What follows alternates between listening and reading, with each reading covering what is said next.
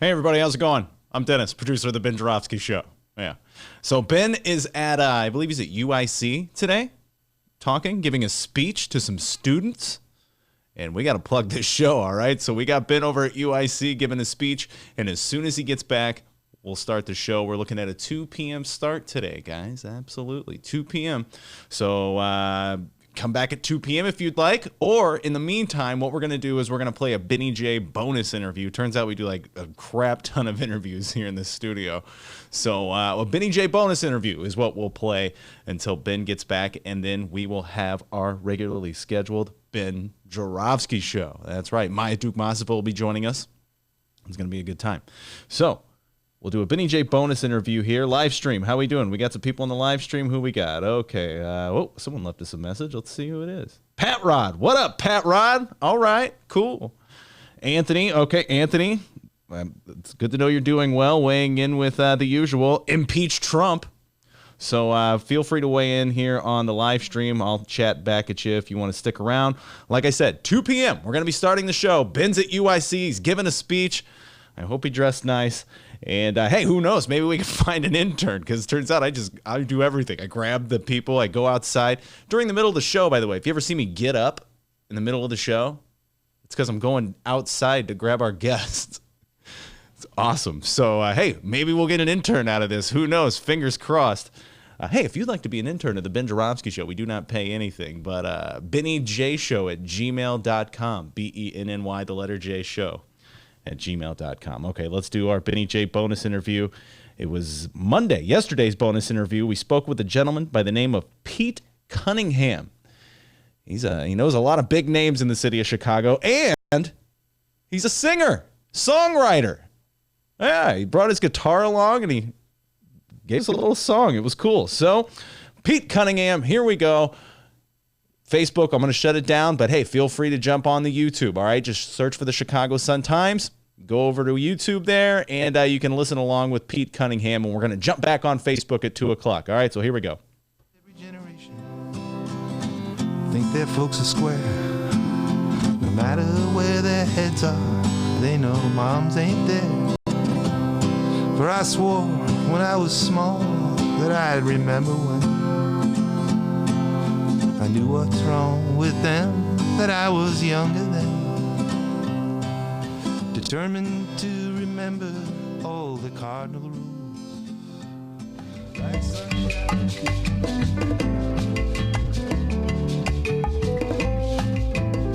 This Ben Joravsky Show Benny J bonus interview is brought to you by the International Association of Machinists and Aerospace Workers, Local 126 and District 8, the International Brotherhood of Electrical Workers, Local 9, the International Union of Operating Engineers, Local 150, and the Chicago Federation of Labor.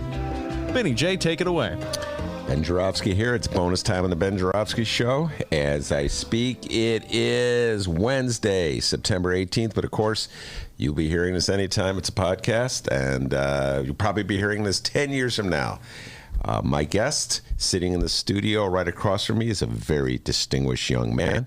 And as we always do on the Ben Joravsky bonus show, I distinguished as they are, to introduce him or herself. So guest, introduce yourself. I am Peter Cunningham, longtime friend of Ben Joravsky, longtime fan of Ben Joravsky. I've been involved in government and politics here in Chicago for about 30 years and beyond Chicago. I've done some work nationally, served in government in Washington, done a lot of work with the Daley administration, worked with Arnie Duncan, worked with the Obama administration. And just glad to be here. All right, very good. And that's really great to hear. Peter, you call yourself a good friend and fan of Ben Joravsky. I'm going to send that tape to all your previous employers. I'm sure they'll be loving to hear that. The joke I have with Peter is that we've been on opposite sides of pretty much every political issue in the city of Chicago since I met him. And I will tell in a little bit how I met him. But he's always been one of the more civil and decent human beings I had to deal with on the other side, in that return a phone call. When we were done with the business of the day, chit-chat about this, that, and the other thing. We share a love for music and sports and national politics. We were both obsessed with national politics. And so as a result, I always thought, Peter, that like your job was to deal with people like me, like the Daleys and the Roms of the world hired you, particularly because you're like the Ben Whisperer or something like that. Am I wrong about that? No, I think that certainly I've been asked to help work with media a lot. But what I really believe is that the best way to get good media is to be responsive to reporters. You know, I ran the media shop over at the CPS for a number of years under Arnie. And, you know, I always would go back to the people in the bureaucracy and say, listen, these guys have a job to do. They're going to do their job whether they like it or not. So we got to give them our side of the story, and we shouldn't make it so hard for them. I've seen, you know, over the years, different people handle that job differently and make it hard for reporters, and then, you know, they're angry when their stories don't come out the way they want. You're not going to get all the stories the way you want, but you got to, you know, I believe in access, I believe in transparency. So. All right, well, the first time I met Peter Cunningham was in 1998, and I was writing a story about the governor's race. And at the time, Peter was doing PR for John Schmidt, who was one of the candidates. It was a three-person. Was it 1998? Yeah, it's Glenn Bouchard was in the race, and Roland Burris, right? Maybe, yeah. Yeah, Roland Burris was in the race. Yeah. So what struck me, we're going to get to this. It was at Navy Pier. It was the day that John Schmidt was a good government lawyer from Evanston. Was Rich Daley's first chief of staff. Rich Daley hired him to make himself, Rich Daley, look good. Here, look, I'm putting my spin on it. I'm waiting for Peter to disagree with me, but he's not. Daley did not have a reputation for a big government guy. He's like, I know what I'll do. I'll hire John Schmidt from Evanston. All the cuckoos love him. And I think it worked out pretty well for Rich Daley, and it worked out, I'm sure, for John Schmidt, because he went on to have a very lucrative law career. But anyway, so Peter Cunningham is doing PR for John Schmidt, and all of a sudden he pulls out a guitar and starts playing the guitar. I'm like, God damn, man, the guy can play the guitar. Right, we had a blues band up on Navy Pier to kick off a rally. It was kind of fun. Do you remember the song? I don't. Do you? John Jacob Jingleheimer Schmidt. Okay, come on, man. And you're playing the guitar. I got a little. And I was like, because people don't know this, but I attempted to learn how to play the guitar. It was roughly in the 90s. It was something I did in the 90s, Peter, before I just quit it altogether. And the thing that separates men from boys, maybe I've told you this a few hundred times, but you don't realize, it's bar chords. Yes. Where you have to make your fingers go across all the frets and hold down certain frets. I could never do that, so I just quit the guitar. I was like, damn, man, this guy knows how to play a bar chord. I do, yeah. No, I've been playing my whole life. I love to play. All right. Well, you brought your guitar. You're gonna do a song. You have a band, right? Is it correct? Let's just get that out of the way. I do. Yeah, it's called the Bread and Butter Band. We play in Chicago about 3 or 4 times a year. Used to play up on Milwaukee Avenue a lot at a place called Nick's. Now I play at this place called the Hungry Brain on Belmont. And so he's going to bring out his guitar toward the end of the show and do a song for us. Maybe take a request from Dennis as well. All right, let's go back in time a little bit, Peter. Before I met you, tell folks a little bit about yourself. You're not from Chicago originally. You're a New Yorker, as I recall. I am. I was born and raised in New York, and in the Bronx, actually, an area of the Bronx called Riverdale, which is sort of like the Beverly of the Bronx. It's kind of a nicer section of town. And kind of came up, though, my dad was in politics in New York. He was a county chairman of the Bronx Democratic Party and later became the state chair. And so that was... Is your dad a lawyer? Is this his professional lawyer? Yeah, he was a lawyer. But that formed me a little bit about politics. He was a big Democrat, really believed in the Democratic Party. He's got a great story about when he was a little kid.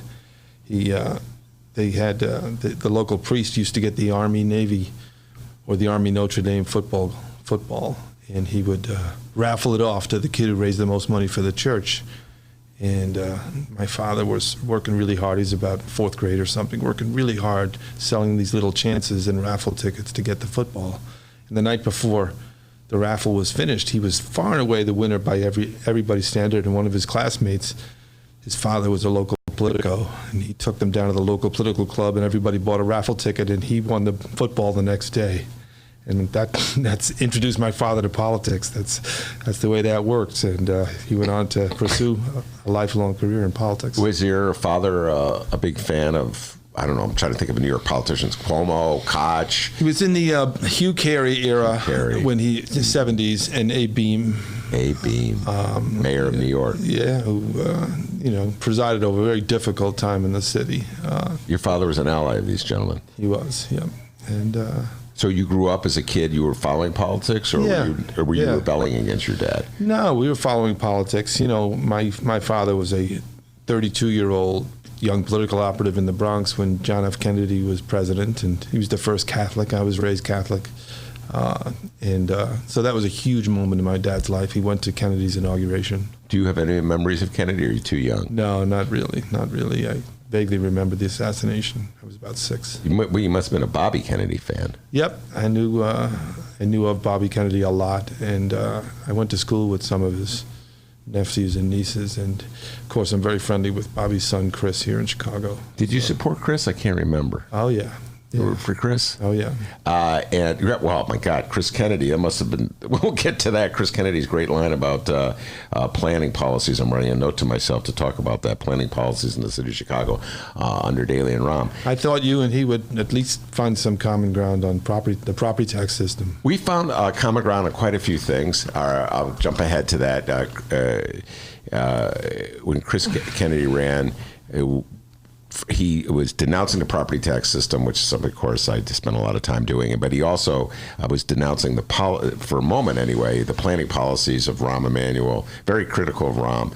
And I would always point out to him that Rahm was basically following Richie Daley's planning policy. Richie Daley's created them. So I said, if you're going to criticize, you should criticize both mayors, not just Rahm.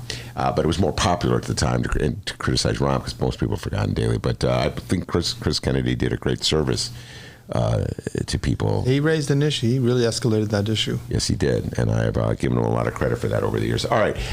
And so did you get involved in these political campaigns? Like, did you work for Abe Beame as a kid? Or No, I didn't. I was too young.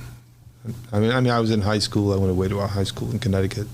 So I wasn't around. But I just knew of it. And, again, I was too young for that period to be really active. So when did you start getting into politics? I went away to college and I came back in early 80s.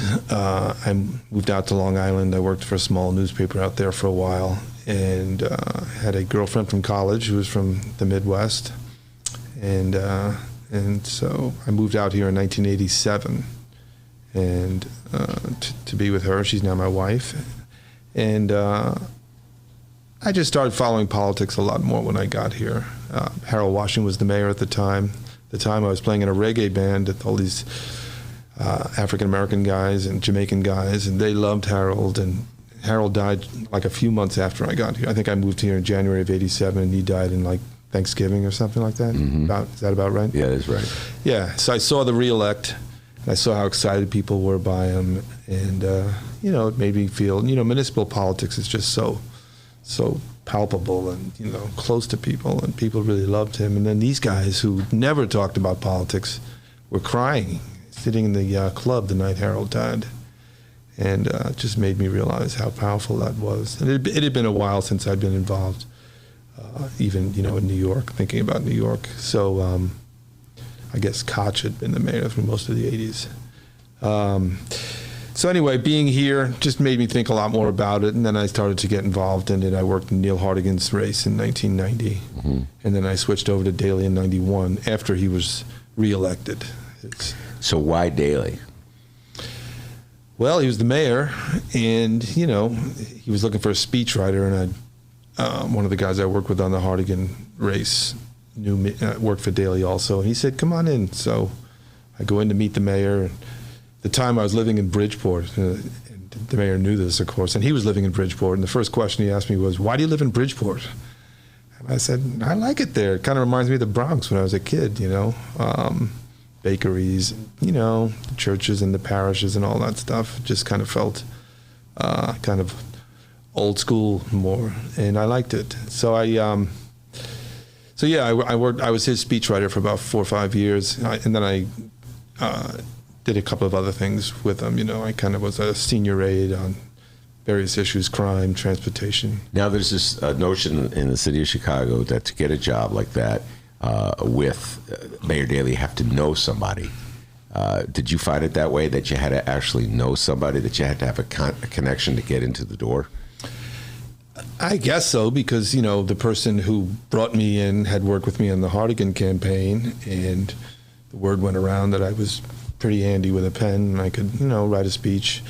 And, he was elected in '89 in the special election after Harold died. And so he was sort of in automatic re-elect mode right away. So the political operation, David Axelrod and some of the other folks were still very much closely tied to very active. 91 was the beginning of his first full term, and so they were saying, okay, we really need to build out the in-house team. And so they asked me to come over, and he interviewed me, and that was it. And you said something, you either said it to me or you sent it to me in an email or I read it, but it stuck out of my mind, and I'm paraphrasing. I don't apologize for working for candidates who win. And I think you were alluding to Daley, Obama, Rahm, and various other candidates who won. Of course, I've usually been cheering on the candidates who lose. I'm a totally the champion of the underdogs. Have you ever heard the song Deacon Blue by Steely Dan? It kind of sums up my political career here, Peter, in the city of Chicago. I mean, what I think I was trying to say is that you have to win to get stuff done. And you and I might agree that we want to, pass the Green New Deal. So, $1 trillion plan to transition the entire economy to away from fossil fuels. But it has to pass. And in order for it to pass, you got to win. So I believe that I sort of believe in centrist politics just because you have to win. And well, I think that if you don't win, then you can stand on your laurels as having fought the good fight for something that will never pass and will never happen. And it doesn't mean I disagree with folks about some of these issues. It's more that I'm sensitive to the fact that sometimes the people and the voters aren't ready for the big kinds of changes we all want to see. You just mentioned the Green New Deal. Now, the Green New Deal is an example of a progressive plan that won't pass if there's opposition from centrists. So it's really a difficult situation. If you're advocating for centrists who won't vote for the Green New Deal, then the Green New Deal will never pass, and the only way it'll pass if the centrists that you work for are defeated. You know, I don't know that centrists are against the Green New Deal. I think they're probably afraid of the cost. You know, I think that they share a lot of the goals of the Green New Deal. I think I did a little work for Hickenlooper. His problem with the Green New Deal was that it included a guaranteed government job for anybody who wants one. And he just thought that was a bridge too far. But all the goals around shifting away from fossil fuels, he was on board with. So, I just think this is all part of the debate. How do we come up with legislation that not only can pass? I mean, look at the Affordable Care Act, for example. It's the single most significant legislation Obama passed, and in many ways the only really significant progressive legislation since the 60s, right? I mean, really significant, but that really expanded the safety net in a significant way.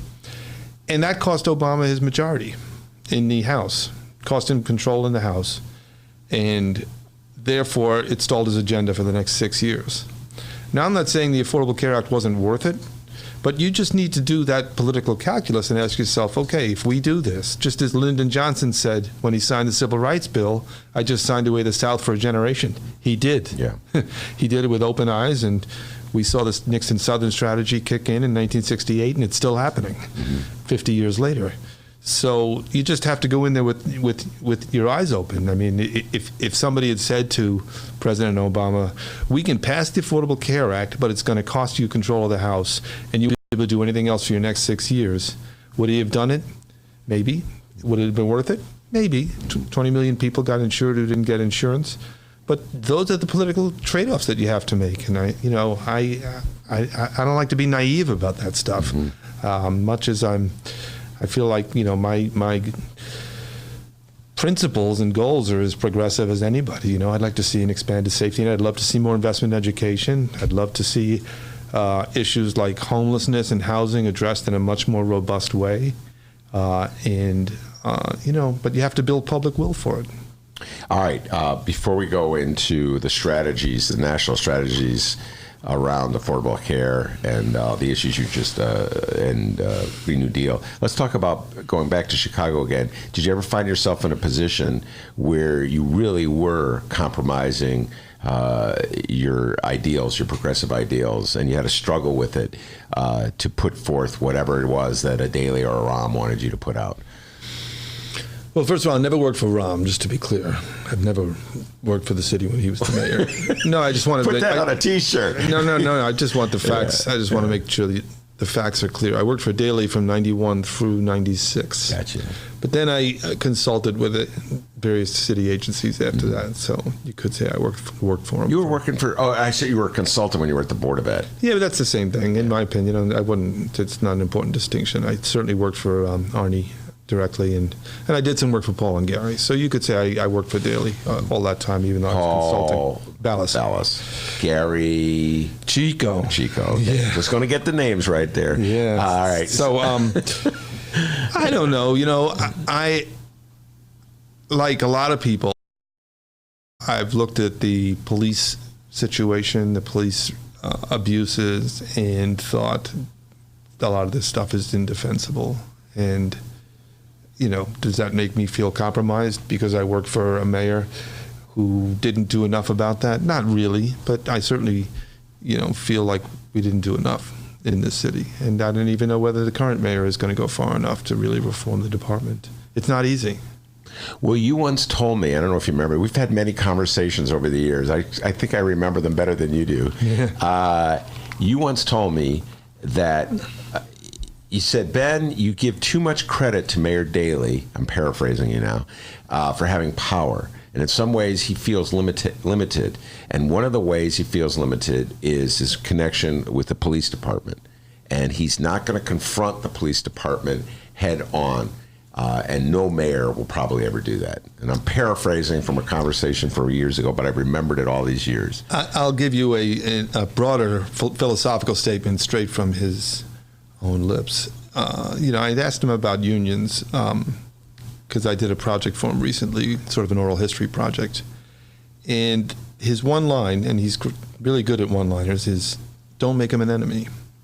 And for 25 years, he had, I think, 25 years without a single strike, except maybe a very brief one at city colleges, But literally, he had 25 years of labor peace, and it's worth remembering that there were 9 teacher strikes in Chicago between 1970 and 1987. Literally every other year there was a strike, and there wasn't a single strike from 87 to 2012. That is not true. There was not a single Chicago teacher strike from 1987 to 2012. That's a fact. Are you sure of that? Yes. You know what? I remember Mayor Daley early on. Wait, you're about to make a good point. We shouldn't get. There was Jackie. There was like negotiations going really late into the night. Correct, and I was with him on those. But there was no teacher strike from 1987 they cut to the 2012. Deal. Fair enough. Okay, go on. And some people think he bought labor peace because he gave them steady 3s and 4s over most of those years. 3s and 4 mean percent raises. 3 and 4% raises, maybe some 2s, but mostly 3s and 4s. And a lot of people thought he bought labor peace. He had a lot of labor agreements. He had good relationships with the labor community. But his message to me was, don't make him an enemy. And with respect to the police department, I think he really understood that a mayor wasn't omnipotent, that they have power, whether it's the power to sort of withdraw from the confrontation that they feel that they've historically done when it comes to policing, whatever you call it, the blue flu or the sick out or whatever. I don't know what they call it, but I think Daley understood that you got to work with them and you got to be respectful of their pressures. And when you got a society like ours where everybody's with so many guns, you're going to have police overly jittery. I'm certainly not excusing in any way a lot of the things that have happened here in Chicago and all around the country. But he at least would look for that balance when it came to dealing with the police department. All right, we're going to pause it right there. You're listening to a Benny J bonus interview with Pete Cunningham. In case you're wondering, hey, where's the brand new Ben Joravsky show? Well, no Ben Joravsky. Look at that. He's gone for the time being, though, because at 2 o'clock, we are going to start a brand new Ben Joravsky show for your Tuesday, September 24th. Ben currently is at UIC, right down the street from our building. He's giving a speech and talking to students. So we got to do what we can to get our name out there. So I said, Ben, go do that. We'll put the show on hold and we'll, do a new show when you get here. So 2 p.m. is when we're looking to start today's show. All right. Maya Dukmasova will be joining us. We're going to be talking the news of the day. Oh my God. It's going to be a great time. So 2 p.m. join us once again. Hey, Ben, where are you? Hey, what? Oh, no, Ben. He's at UIC. So 2 o'clock, come back, join us here. And, hey, if you're digging this interview with Pete Cunningham, keep listening. Weigh in on the live stream with whatever's going on, live stream chat room. All right, Pete Cunningham, continue. Translation of that would be that he was not going to confront this central issues that has existed in the city of Chicago for as long as I can remember. These often violent relations between the Chicago Police Department and the black community. Yeah. No, and we had a couple of incidents. I think that Northwestern football player in Haggerty, is that her name? Mm-hmm. LaTanya Haggerty, maybe? Yeah. There was a time. I think those 2 incidents happened like within 48 hours. So there was a moment where things got very, very tense around police-community relations. So that's always been there. It's not a new issue. He didn't solve it. Mayor Emanuel didn't solve it, and we'll have yet to see if Mayor Lightfoot will solve it. Was there ever anybody in the administration who strongly articulated, since we're using this issue, police issue, would dare to confront Mayor Daley directly and say, whatever they call them, Mr. Mayor, Rich, I don't know what people behind the scenes call mayors.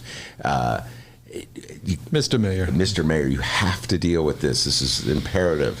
Or do people not talk that way to a mayor? No, I think lots of people would do that. His chief of staff would do it all the time.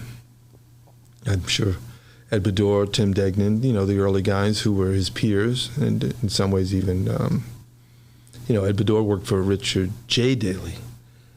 So he'd really been around a long time. Ed really believed that the right way to run a city was to, raise taxes a little bit every year to sort of keep up with costs. Yeah. And the mayor was really, really, really against raising property taxes. He'd do anything to avoid it, as we know. So every year they'd sit down with him for the budget, for sort of the pre-budget conversation around August 1st or something, or maybe July 15th. Say, here's the deal. We think, you're going to have a $250 million hole or whatever. Here's some options. We could do this, this, this. And he'd just turn to them and say, we're not raising taxes. And he'd start the conversation the same way. And I think out of 22 years, I think the number of times he raised city property taxes was just a handful. Does that sound right to you? Well, okay, yeah. It's whereas he raised them for schools almost every year. And he raised them with the TIFs every year. And to his credit or discredit, he was pretty much the guy who figured out the TIF program. And I remember explaining to you how TIFs work many years ago. You were a fast learner. And really? You think I've learned? Well, you learned one basic fundamental thing. And I'm sharing private conversations with Peter Cunningham. But what the hell? It was only 20 years ago. I think the statute of limitation has expired. And you said that every mayor after I explained to you how the program works, you said, Ben, with that inimical Pete Cunningham, I'm going to try not to call you stupid attitude. Ben, every mayor needs an off-the-shelf source of money for himself, okay? Every mayor. You got to have that, Ben, all right? And I've been quoting that ever since. Off the shelf. I don't know about that. Yeah. Well, at the time you did. But anyway. Well, what I think I was trying to say is that a mayor is elected to, with a vision, with an idea about what he or she wants to do. And your ability to do that is extremely limited. 99% of your money is committed on the day you start your budget, right?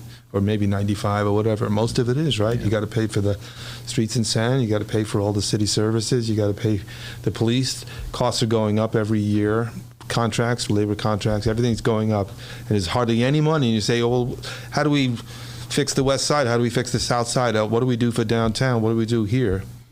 And that's what TIF became. It became the way to at least, have money available to do projects that otherwise could never get done. All right. Well, we'll somehow manage to avoid having a TIF debate at this moment. We'll let it go. TIF over TIF. We'll just move on from TIF.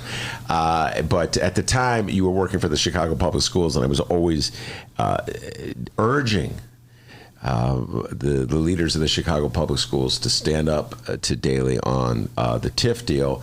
But as I learned from watching people in Chicago, when you work in the Daley days, when you work for Mayor Daley, you're in the Daley team. And if you're on the Daley team... That is part of the deal, yes. You are on the team. And if he's doing things you disagree with, then, you shouldn't work for him. I mean, I believed in what he was doing. I still believe in what he was doing. I think he was a great mayor. You still think Mayor Daley was a great mayor? Absolutely. Why do you say that? A mayor's job is to bring people together above all else. And when I was working for him, he knew that the city had been divided so much in the 1980s, council wars, divided over race. He knew the history of the city as well as anybody. And every time he wanted to do something, he would press the people around him, his staff, to say, well, if you're doing that on the north side, you got to do it on the south side. If you're doing it on the north side, you got to do it on the west side. He would, somebody would come in and want to build a grocery store on the north side, or he'd hear about it through the planning department. And he'd say, well, I want him to build a couple on the south side too. He would make them do that. Or somebody would say, line up on the north side. And he'll say, well, what about the green line? What about the red line on the south side? He would force us all to think through those issues, to understand that every issue in Chicago had a potentially racial dimension, and how do you think that through? You think about his votes, Ben. I think he got 6% of the black vote in 1989.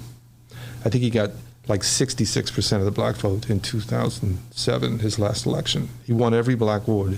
He won all 50 wards in 2007. What does that tell you? I mean, think about that. What does that tell you? It tells you, there's many different interpretations. There's a lot of different interpretations. But the Peter Cunningham interpretation would be that he successfully convinced black voters that it was in their best interest to vote for Richard Daley.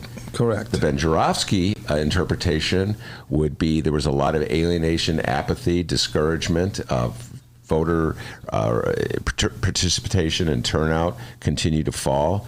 We're still seeing that in the city of Chicago to this very day. There's an astounding amount of just, I don't know, weariness. Yeah, that's the true. Thought that government will not affect me in any way. I can't expect anything good. Nihilism, I would call it, Peter. That's just so embedded in the psyche of people in the city of Chicago, where they sign over to these powerful mayors, these temperamental, powerful mayors, and get so little in return for it. That's my interpretation. He broke the will. The black political will in the city of Chicago is destroyed. And not all of it, Daley didn't do it all. It was an insanely destructive fight between Tim Evans and Gene Sawyer contributed to it. But the notion that you can't beat City Hall, the notion that you can never defeat the Daley machine. Yeah, I just think that that's more myth than fact. I think the fact is that he was responsive. He spent a lot of time in the neighborhoods. He loved the job. And, I always say that he would go out to some meeting at a public housing. I worked with Terry Peterson on the CHA plan. And, he'd go out to some senior housing unit on the west side, south side or something, and he'd spend 45 minutes longer than he was supposed to be there just chatting with, some old ladies who live on the housing project and talk about, their life and what's going on with them. I mean, he really, really liked to be there. And I think that they saw that. They recognize that. Well, he won all 50 wards. I mean, and all this talk about the machine, as David Axelrod recently wrote, there's really no machine left, just a few spare parts. Yeah, that's actually a pretty good line. And I will say this, I must concede, you're absolutely correct that Daley had a way about him that it was almost instinctive. He learned it from his father, I think.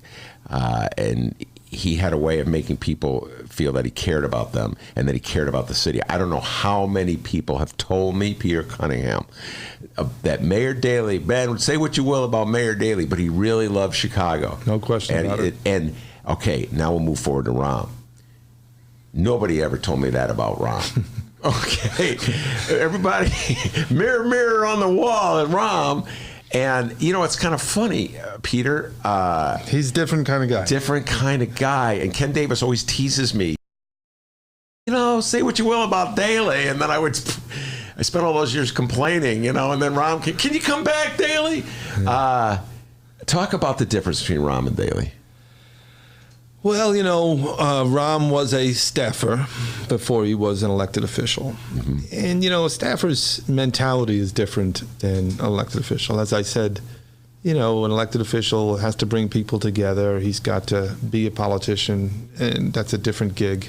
A staffer is quite often somebody who's given some impossible task and told, get it done.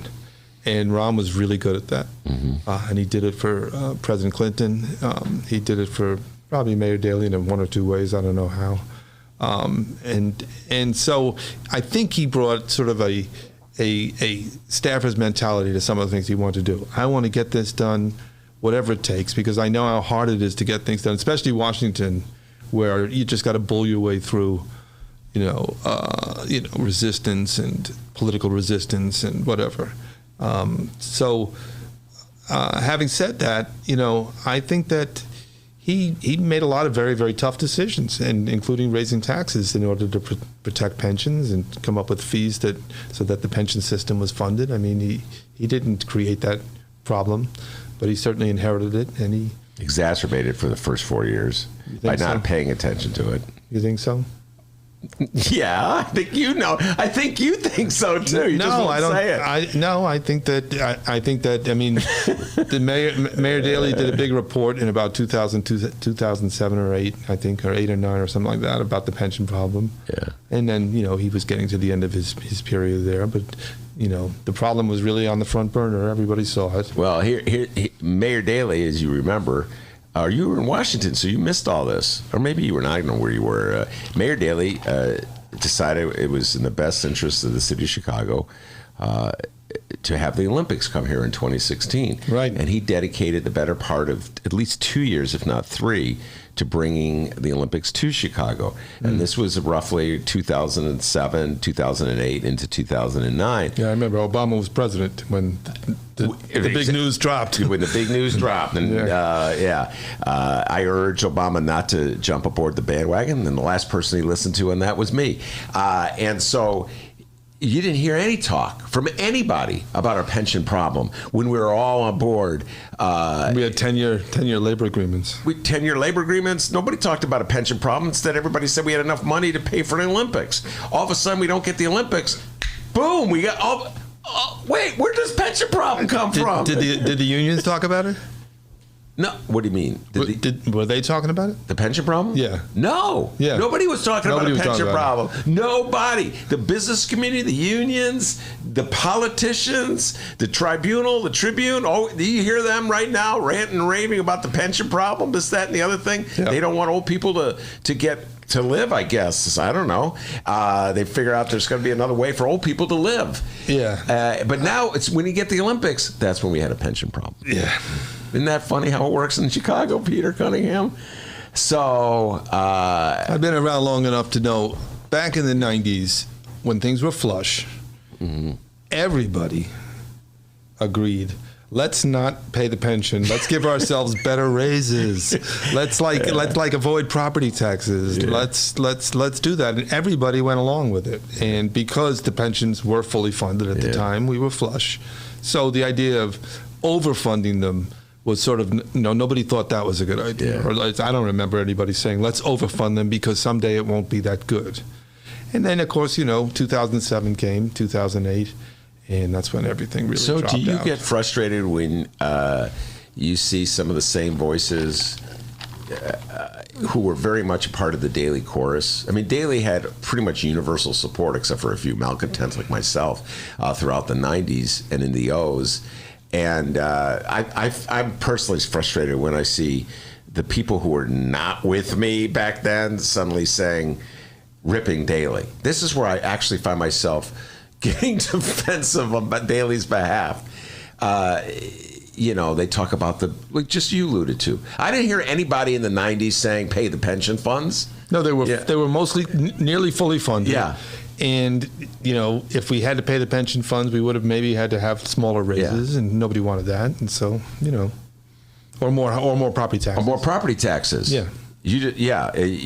Any property. I mean, I don't recall anybody even raising the issue. And now, of course, they're saying they kicked the can down the road. Yep. There was not good financial stewardship. Mm-hmm. And they're speaking about a man that universally they supported, year after year endorsed. Yep. All the politicians lined up to kiss his ring, including Mayor Rahm, and extolling his virtues left and right.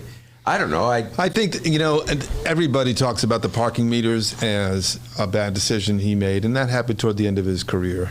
And so that left a bad taste in a lot of people's mouth, and I've seen message research that affirms that. People thought that was a huge mistake.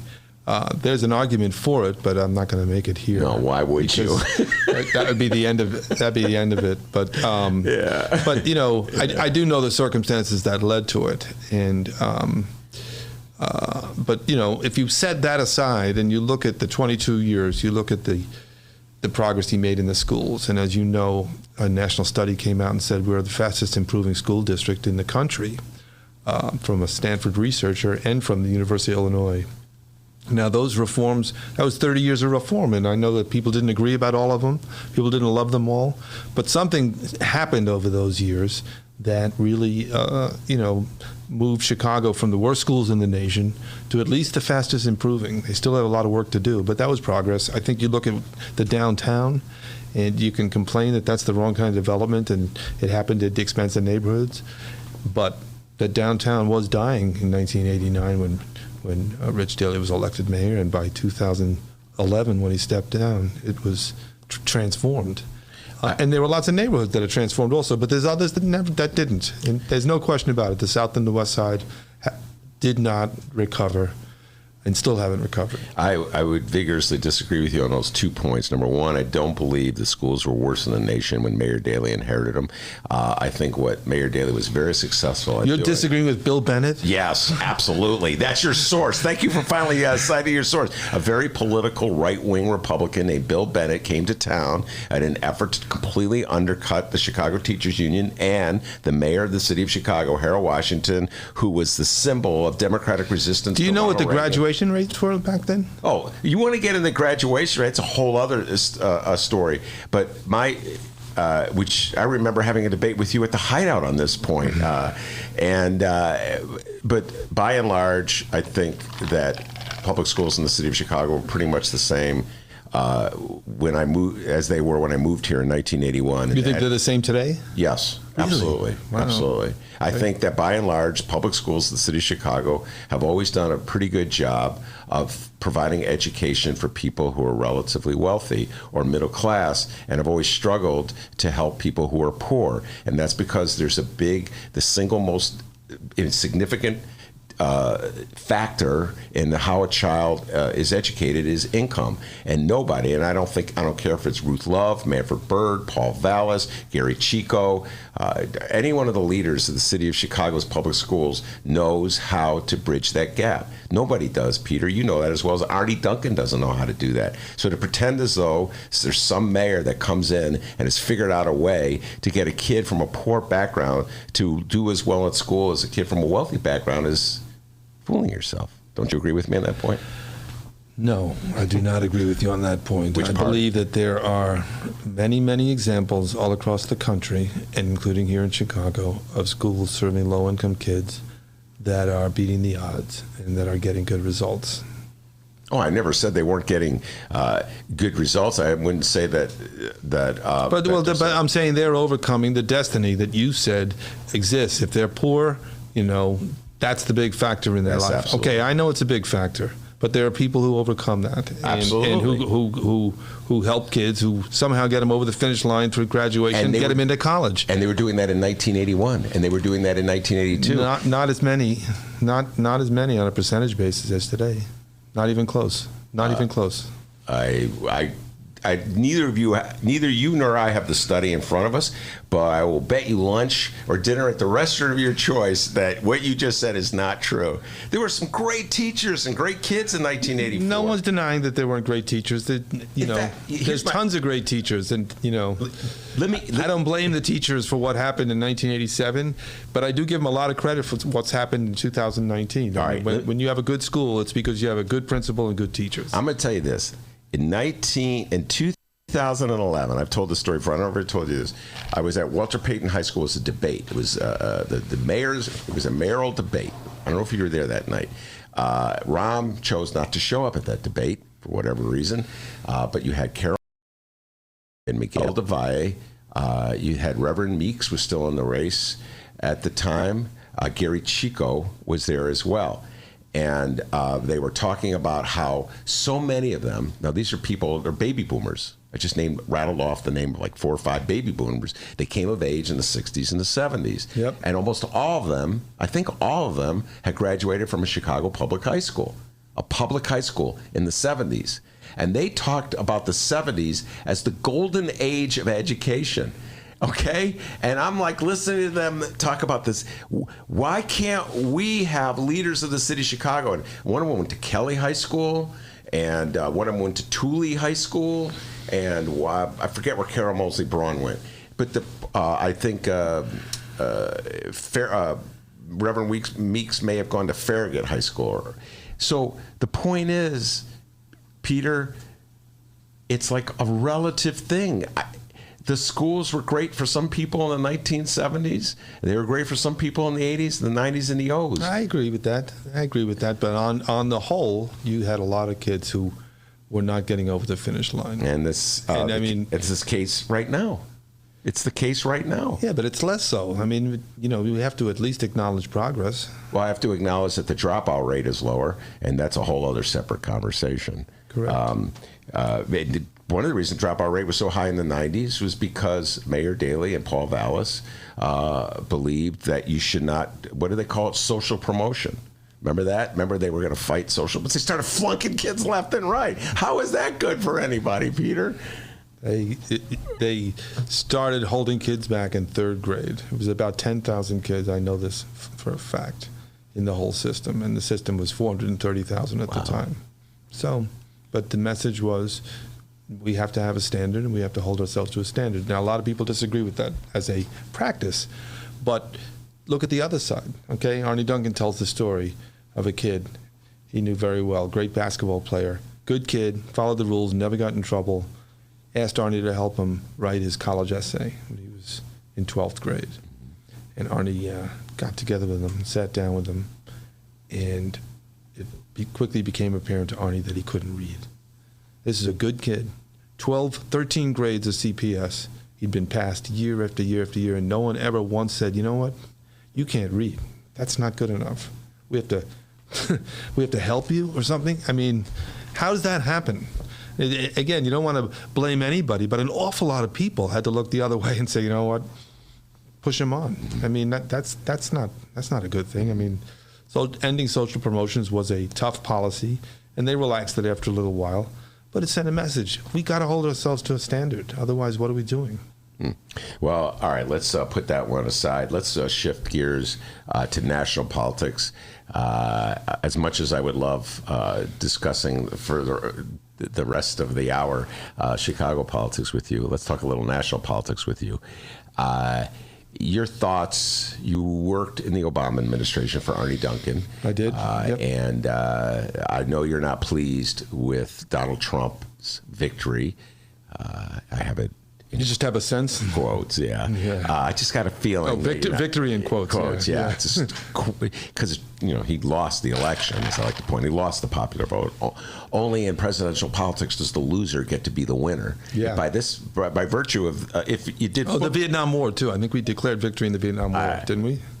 Yeah, I got out. Didn't Westmoreland? Yeah. General Westmoreland declare victory? No, that was the advice. Declare victory and get out. I don't think they actually did. I think that if they did football games the way they do presidential elections, the Bears would have gotten credit for beating the Green Bay Packers in the opener. All right, so putting that aside, what is your sense of the best strategy to pursue for the Democrats to defeat Donald John Trump in 2020? So I've heard a couple of different theories from some very plugged-in people. I always think that Democrats win by focusing on bread and butter issues, economic issues. I feel, it's the economy stupid from 1992, Clinton's thing, but there was a recession at the time, so it maybe had a little more currency. The economy is strong, at least by some measures today. I still think that people are very, very troubled by the economy at the moment. There's an underlying unease about it. There's a lot of economic insecurity out there. Wages have been flat and costs keep going up, and I've seen a lot of research to that effect. You get them in a focus group and they will tell you everything costs a lot more and I'm not making that much more. And you put those two together and it's just, you got the middle class squeeze. So I believe that's a very real phenomenon in the country. You have extreme income inequality. So I think there's an economic narrative, and Bernie Sanders, Elizabeth Warren, and others have tapped into it. And I hope that they don't forget that. What else is going on is that you see a lot of very big, bold, progressive ideas. We talked about one of them before, Green New Deal, but eliminating all college debt, guaranteed government jobs, free college. Now, these are expensive things in a country with a $22 trillion debt. The interest alone for the next decade is estimated to be about $7 trillion. So a year? No, $7 trillion over a decade. Okay, decade. $700 billion a year, which is a lot of money. Yeah. So I think that there should be an economic narrative, but some will argue that, and I do think it ought to we cannot forget the voters who voted for Obama and then abandoned him for Trump, so-called Obama-Trump voters in states like Pennsylvania, Wisconsin, and Michigan. I think the Rust Belt is the swing district of America.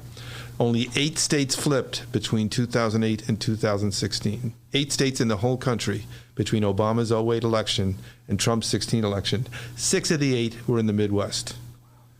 The only other 2, I believe, are Florida was one of them, and maybe the other one was. Well, Ohio's the Midwest. Florida, Arizona. Did Obama? No. No, I don't think Obama. That's John McCain's state. Correct. Yeah. So it's only 2 states, maybe North Carolina. I think you're correct. But 8 states flipped, 6 of them are in the Midwest. Mm-hmm. We are the swing district of America, and reviving the Rust Belt, like really bringing it into the new century, stronger and better, is, I think, the existential economic challenge for America. The coasts are doing pretty well, relatively speaking, and in a globalized world, and we saw it with NAFTA. They gained jobs under NAFTA. The Midwest lost jobs, and so we're the swing district of America. So I think that whatever your message is, it better work in the Rust Belt. And in the Rust Belt, an economic message works, and a bigger government programs, I don't think works as well. That doesn't mean I don't support them. Mm-hmm. I completely support the Green New Deal, or certainly shifting away from fossil fuels. I completely support, figuring out how to lower the cost of college tuition. I completely support a robust safety net. There's a proposal out right now to guarantee a homes guarantee. I don't know if you've seen anything about it. It popped, and Bernie Sanders and Alexandria Ocasio-Cortez are retweeting and everything. I think that's great. We have a national housing crisis, and it's not going to get solved. And you saw that I wrote about housing the other day. It wasn't about this particular dimension of it. It was more about how to bring middle-class families into struggling neighborhoods. Mm-hmm. But we have a national housing crisis. So I'm all for a robust safety net. I like to think of these things as investments, because those voters, those middle-class voters who feel squeezed, don't really like handouts. What they like is investments. So I'm a message guy. That's my message. Talk about investing in ourselves, in America, in infrastructure. I mean, the biggest mistake Trump made, he'd be walking to re-election right now if he had done an infrastructure bill. If he had done $1 trillion infrastructure bill, Democrats would have had to vote for it. They couldn't have not voted for that. And he'd be cutting ribbons all day long right now. Why do you think he didn't do it? Well, I think he's a madman who has no sense of who literally can't remember what he did yesterday or said yesterday. So he just wakes up every day and runs off in a new direction. But he got hung up on the wall. He got hung up on repealing the Affordable Care Act, and he got hung up on a tax cut. Yeah. And just as the Affordable Care Act cost Obama the House, I think Trump's agenda cost him the House. And, so in some ways I'm grateful that he didn't have the wisdom to pass an infrastructure bill. I think he would have been, this election would be over right now. You do? I do.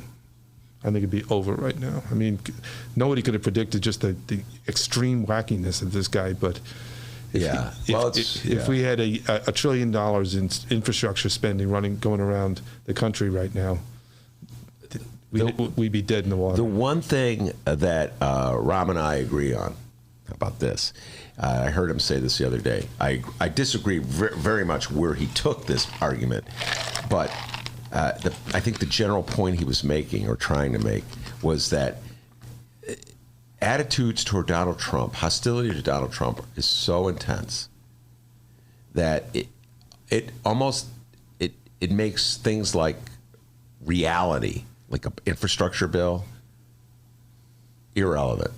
Yeah. And so when you start off in an election with someone so virulently disliked, that's a challenge. And when he exacerbates that every day, Peter, with his insanity, that's a challenge for his party. And so while I agree with you that absolutely he would have advanced his cause had he done something practical that would have helped people, like an infrastructure bill, you're absolutely correct in my humble opinion. he still would have to deal with the other. Yeah, and I think the argument that I've seen a number of people talk about lately, and I think it's interesting, I'm going to keep an eye on it, is exhaustion. So you have 44% of the country is going to vote for him. They love him. They have not abandoned him despite all the things he has done. Yeah. So that there's no other thing he could do that would suddenly make them say, all right, that's it. Yeah. I'm done with Donald. He's You went too far. As he himself said, he could shoot somebody on Fifth Avenue and they'd still vote for him. Yes. So you got them, and then you got the 44 or 45% on the other side who would vote against him no matter what he did, yes. even with the infrastructure bill. So it's about the 10% in the middle, and some of that 10% voted for him, and some of them we lost just because of, some of them just didn't like Hillary, some of them voted for Jill Stein, some of them whatever. But there's an exhaustion argument that some of those folks, especially non-college white women, I've seen a bunch of surveys showing support really, really down among non-college white women for Trump. I think I saw something that he beat Hillary by 27 points in that demographic, non-college white women, and he's beating Biden by only 4 points in that demographic. So that's a big difference. That's a lot of votes. And why they're leaving him could be any of 100 reasons, but the idea that they're just exhausted by the circus is something that I've seen a number of people write about recently. And so I'm going to keep an eye on that one. The exhaustion argument. All right, so there's two narratives that could be victorious in your own opinion. One is the exhaustion narrative, which obviously Joe Biden will be playing tremendously if he's the nominee. And the other one is the economic narrative. How would you frame that if you were running a presidential campaign? You've seen some of the language about an economy that works for everybody. And, I think that it's just not hard to find a lot of people for whom the economy isn't working. And a lot of them are white working class people in what we call Trump country. But I think it's in urban America. I think a big reason why the South and the West sides are emptying out is because of lack of opportunity. All right, that's enough of that interview. To hear the rest of that, find it at chicago.suntimes.com/pages/Joravsky, chicagoreader.com, or wherever else you download podcasts. Because, hey, our host, Ben Joravsky's here. Ben, say hey to everybody. Hey to everybody. All right, wave it to the camera there now. Gonna smile for the camera. I didn't tell you to sing, but that's fine. All right, your Ben Joravsky show for Tuesday, September 24th is moments away. But before we get into that, we need to thank the following unions for sponsoring this program. First up, it's the International Association of Machinists and Aerospace Workers, Local 126 and District 8, the International Brotherhood of Electrical Workers, Local 9, the International Union of Operating Engineers, Local 150, and of course, today's program is brought to you by our good friends at the Chicago Federation of Labor. You really do want to check out that interview, by the way, the end of that, because there's a nice song at the end of it. Ben, what'd you think of that song? Love that it, Pete man. Oh, really? PC already sent me an email, by the way, chiding me for the day. So it's a typical day for me. I've already gotten a complaint from Peter Cunningham. We'll get into that later. Yo, PC. The Ben Joravsky show starts now. It wasn't a lot of money. Yeah. Hey, before you know it. Oh, the interview's still going on. Hey, PC. Enough, okay? There we go. It is Tuesday, September 24th, and live from the Chicago Sun-Times Chicago Reader Studio on Racine Avenue, this is the Ben Joravsky Show.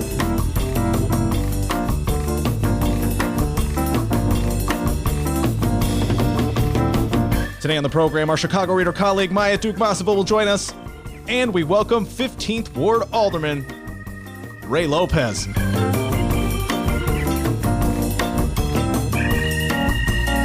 And now your host, Chicago Reader columnist, Ben Joravsky. Hello, everybody. Ben Joravsky here. We're calling this Poor Baby Tuesday, and here's why. Here's why I'm calling it that, D. All right? So this morning I called Maya to say, hey, Maya, we're going to be running a little late because I got to do this speech at UIC, and I started complaining. You could tell, D, it was in my voice. I was complaining about it. And Maya, her immediate reaction, not even a break. Oh, poor baby. You got a job. Because you were like complaining about how you got to go to UIC and talk to these people, and it's like, wow, Yeah. Sucks for you to be like loved and admired and invited places and get paid for it. Well, anyway. What a hard life, Ben. I know. And I have to say that it was really great.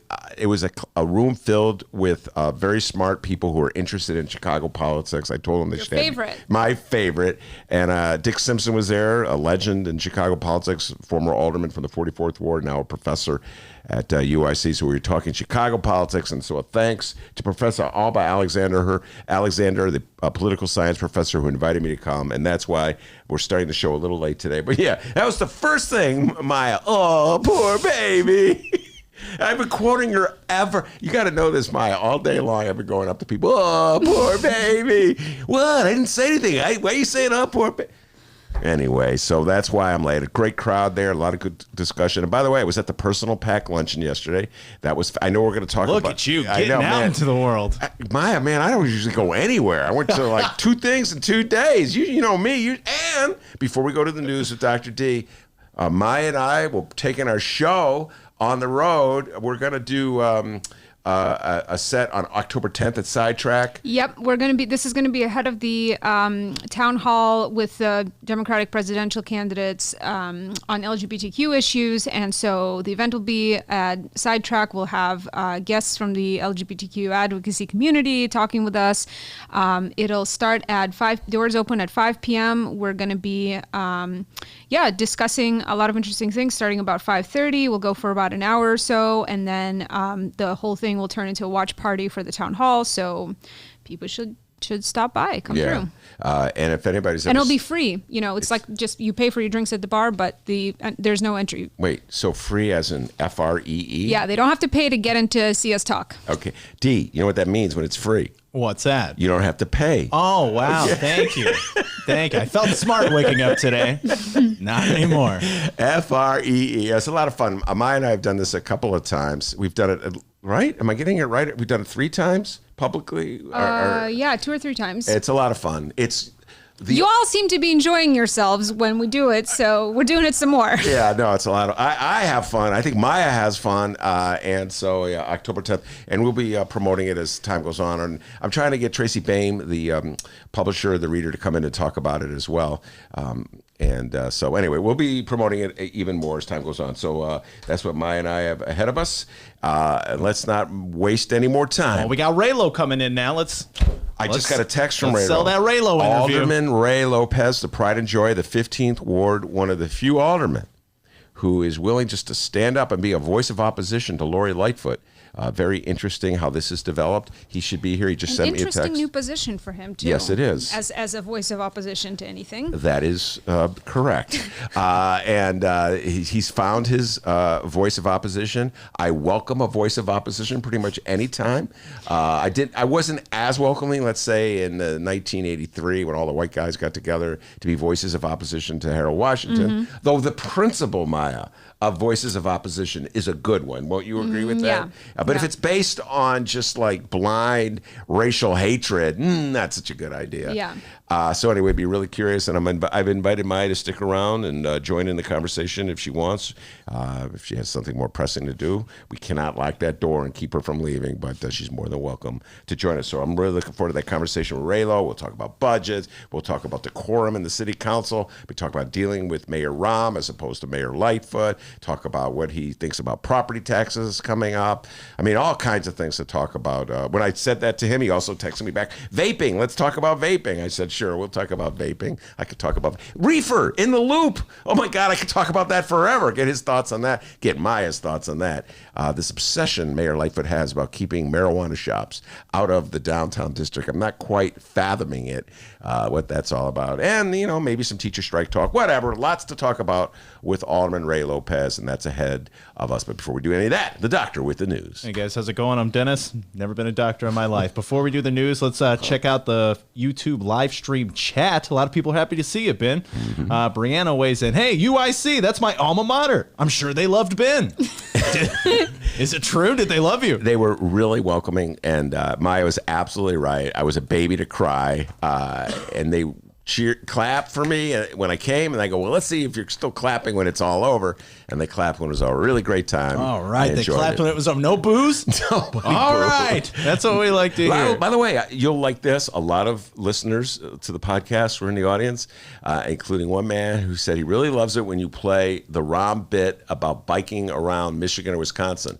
So we may have to play that for Raylo when he comes in, as he's heard that. I don't know if he's heard the Rom about how he biked around Lake Michigan. So anyway.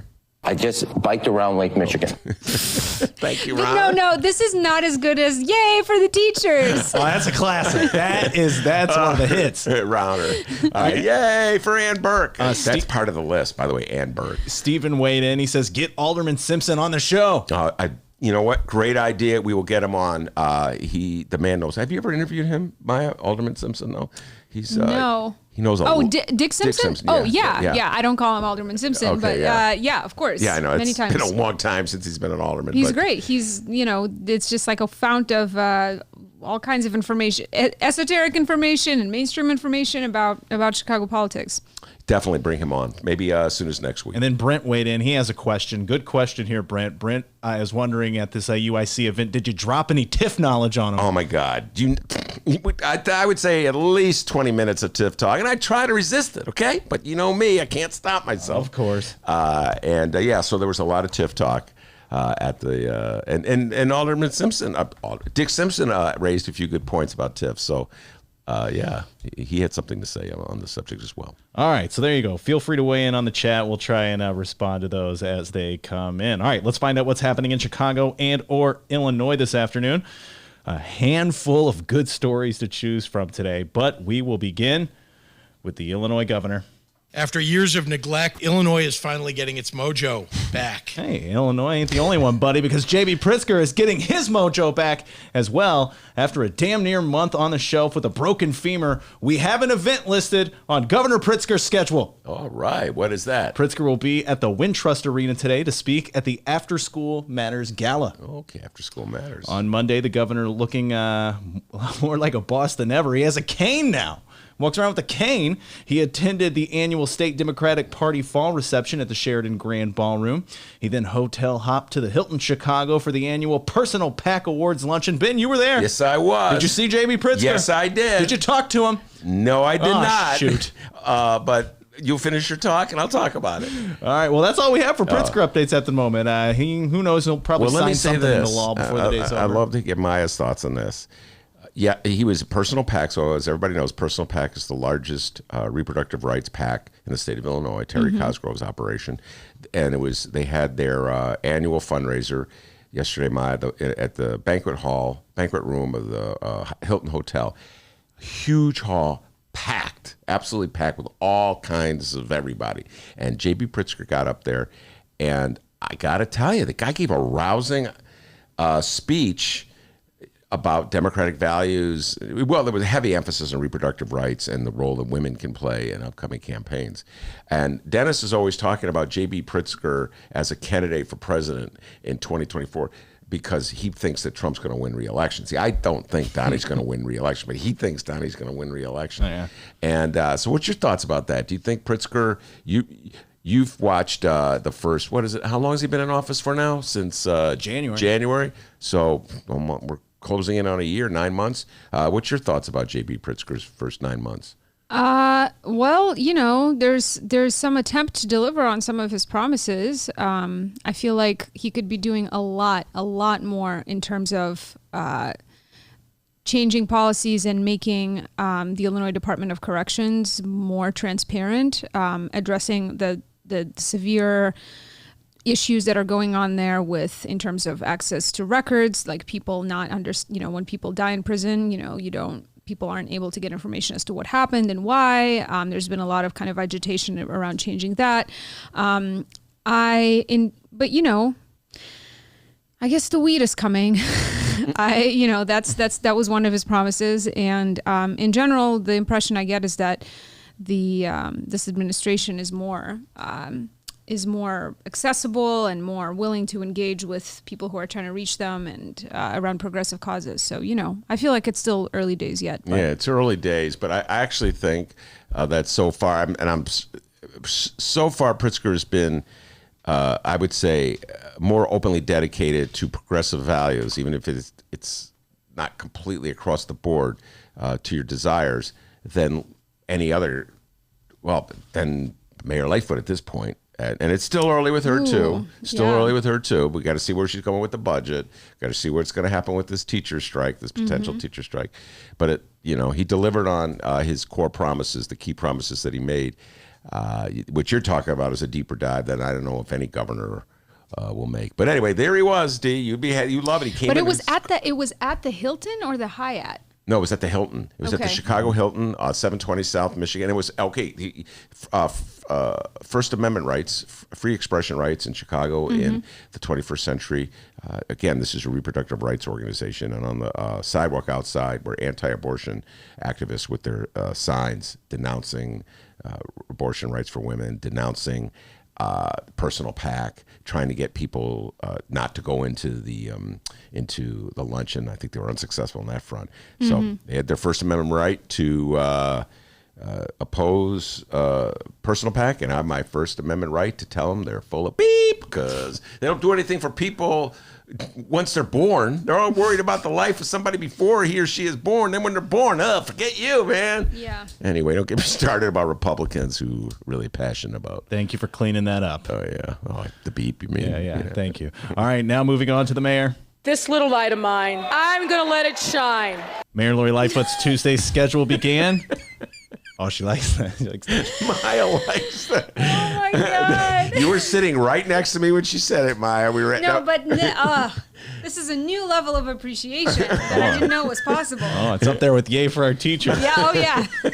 Mayor Lightfoot's Tuesday schedule began with a visit to Maggiano's Banquets for a surprise, a luncheon. Oh, my God. She loves luncheons, guys. She's always having luncheons.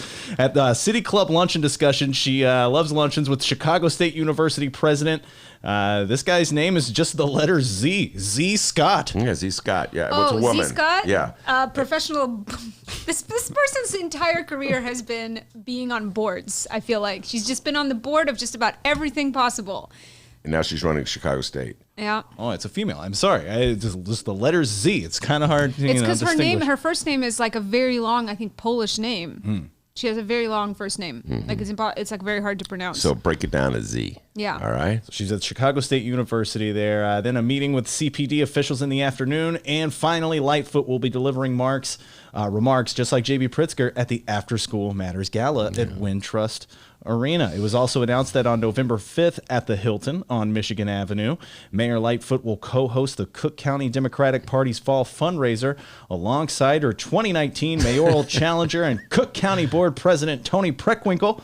The two still kind of have a rocky relationship, but I'm sure they'll get along fine. Ben, we should definitely go to this, all right? You've been schmoozing all across the city lately. You know, you and me, we'll both go. You clear your calendar. We'll put on fancy clothes. Oh, wait, hold on. Okay, scratch that. Never mind. Tickets are $200. Forget it. By the way, I have one suit, all right, which I've now worn. I'm not complaining, Maya. Just say I'm just going to have worn my suit 3 times in the last 2 weeks. Oh, you got avocado on it somewhere. 3 times more than I've worn it in the previous 3 years. So I have this one suit. I wore it for personal PAC. I had to wear it for a wedding. I went to a lovely wedding on Saturday. So if Maya and I and you go to that fundraiser, I'll have to break out my suit and Maya will be wearing. I don't think we're going to go to that. Yeah, an individual ticket, $200. I'm not going, dude. No. And according to a copy of the invitation obtained by the Chicago Tribune, for only $25,000, you can be a corporate sponsor. Whoa, Maya, come on. Come on, we could do that. Maya and I would just put our money together. We come up with that $25,000 sponsorship fee. Let's take out a mortgage on your house. Second mortgage. Yeah. So all that's going on, and moving on here. Now, we've been known to be a bit cynical from time to time on the program. Isn't that right, Robert Mueller? That's correct. Okay. So maybe it's just us, but the following stories involving Lori Lightfoot give me a slight concern. And yeah, slight concern, although as a storm may be brewing in Chicago. All right, first off, remember Mayor Lightfoot in the city of Chicago is currently facing an $838 million budget deficit. And in trying to figure out a way out of this mess here, the mayor has told us time and time again that a property tax increase will be her last option. Some of her plans include the soon-to-be recreational legalization of cannabis and casinos in Chicago, and she's looking to cut a deal to get some help from lawmakers in our state capital, Springfield, Illinois. All right, story number one here. For some reason, out of nowhere, a memo was released from the Lori Lightfoot PR team on Monday, reminding us that no matter what the critics and the media say about the challenges that she faces maneuvering in Springfield, Lori Lightfoot is popular, all right? Don't get it twisted. She's popular. Now, it should be noted that this memo was dated August 20th, and detailed is a poll conducted. No, it was dated August 30th. Okay. This memo was dated August 30th, and detailed is a poll conducted on August 19th through the 22nd. Today is September 24th, and quite a bit has happened since then. For one, Mayor Lightfoot's budget address on August 29th. Mm-hmm. All right, the poll poll shows that Lightfoot was seen favorably at the time by 61% of 800 likely 2020 voters, and 77% at the time considered her, quote, an honest person. Here are some quotes from the memo. Quote, the public's impressions of Lightfoot are better now than they have been at any time since we began polling her standing back in May of 2018. Lightfoot pollster and former guest on the Ben Joravsky Show, Jason McGrath, was quoted here. McGrath said, quote, the data speaks for itself. Nearly 8 of 10 people think Lori Lightfoot's doing a good job. She's still seen as an antidote to the status quo, and voters seem to have more optimism about the direction of the city. Anything you'd like to say about this memo? Yeah, there's a couple things I'd like to say, and I want to hear what Maya has to say on it, and we should ask Raylo about it when he comes in as well. Yeah. There is a tendency on the part of people in the city of Chicago, it's not just the city, but let's just focus on the city. There's that honeymoon phase of a new official, so a new mayor, new president, what have you. And I think we're definitely in that phase. And she won overwhelmingly. So she won with 75% of the vote. What did they say? Approval rating of 80. So it's a little higher. I haven't taken a deep dive in those numbers. So essentially, we're in that honeymoon phase. The real test for Lori, of course, is what lies ahead for her with dealing with the Chicago teachers, probably at the top of the list. Mm-hmm. Are we going to have a strike? Can she successfully maneuver those negotiations to avoid the strike and keep the city happy? And the larger challenge, this is what I want your thoughts on, Maya, these progressive issues. Unfairly or inaccurately or not, Tony Preckwinkle was more or less positioned as the quote-unquote progressive candidate in the last election. I had trouble with that because I never viewed her as a real progressive, Tony Preckwinkle, but put that aside. A lot of progressives, the left in the city of Chicago, was reluctant about Lori Lightfoot, and I think that if there's a teacher strike, if in the face of the Lincoln Yards TIF, the way she's dismissed the lawsuit or fought the lawsuit against it, there's that factor. And then there's the budget. Will she go to more progressive taxes? So I think there's a lot of room for Lori Lightfoot to have some high stakes confrontations with the left in the city of Chicago, and that could hurt her standing. Yeah. What do you think? Yeah, no, I agree. I think the teacher, how she handles the teachers union is going to be a real barometer for that kind of thing, because if there's for most progressives in the city that I know, fighting the teachers union is it's really hard to climb out of that hole and save your reputation. Nobody expected much better from Rahm. He was this very openly and blatantly neoliberal mayor, but Lori's claimed that she stands for something else. I think a lot of people don't really believe that, but I think, the teachers union strike, the whole negotiations, all of that is going to be really telling. But also, don't forget the police union. They're in contract negotiations as well, and it's been honestly, I think it's been 2 years that these negotiations with the police union have been going on. Now their contract is it stays in force until there is a new one. So, it's not like they're without a contract while the negotiations go on. But honestly, we really haven't heard much about it. And I think that has to do both with the city and the current leadership of the police union, that there's not really a front and center issue for them that they're talking about in the media a lot. But I'm very curious to know how that will be, because obviously it's another kind of progressive litmus test type thing. What is she going to use her kind of bargaining power to rein in some of the protections that police officers have that sort of allow a kind of a code of silence in the department, or that people say let the police sort of have an unfair advantage in spinning their narrative whenever it comes to misconduct allegations, that kind of thing. So it's interesting when you think about this fights with unions, the difference in the public's mind between the teachers union and the police union. Follow me where I'm going with this. I'm thinking this through as I say it. A fight with the teachers union is viewed as a fight against progressive Chicago. A fight with the Fraternal Order Police is viewed as a fight on behalf of progressive Chicago. It's two separate unions. Yeah. And each union is primarily there to take care of the interests of its constituents. That's its primary purpose. So the teachers have rules in their bylaws that protect teachers who have been accused of wrongdoing, right, and give them their due process. The police have theirs as well. I think the stakes are higher when a police case, when somebody's been killed, as opposed to an allegation, let's say, that a teacher doesn't live in the city or something like that. Residency requirement. Yeah.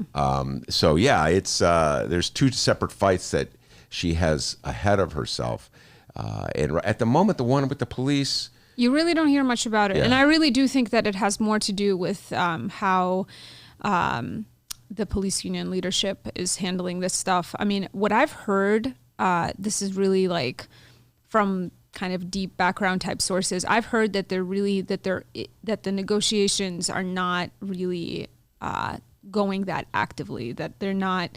That it's going very slowly, and it may have something to do with the priorities of the current police union leadership. I'm not really sure. I haven't like done a story on this, but yeah, we haven't heard much about it, and I think that but it's there like somewhere on a back burner. Okay.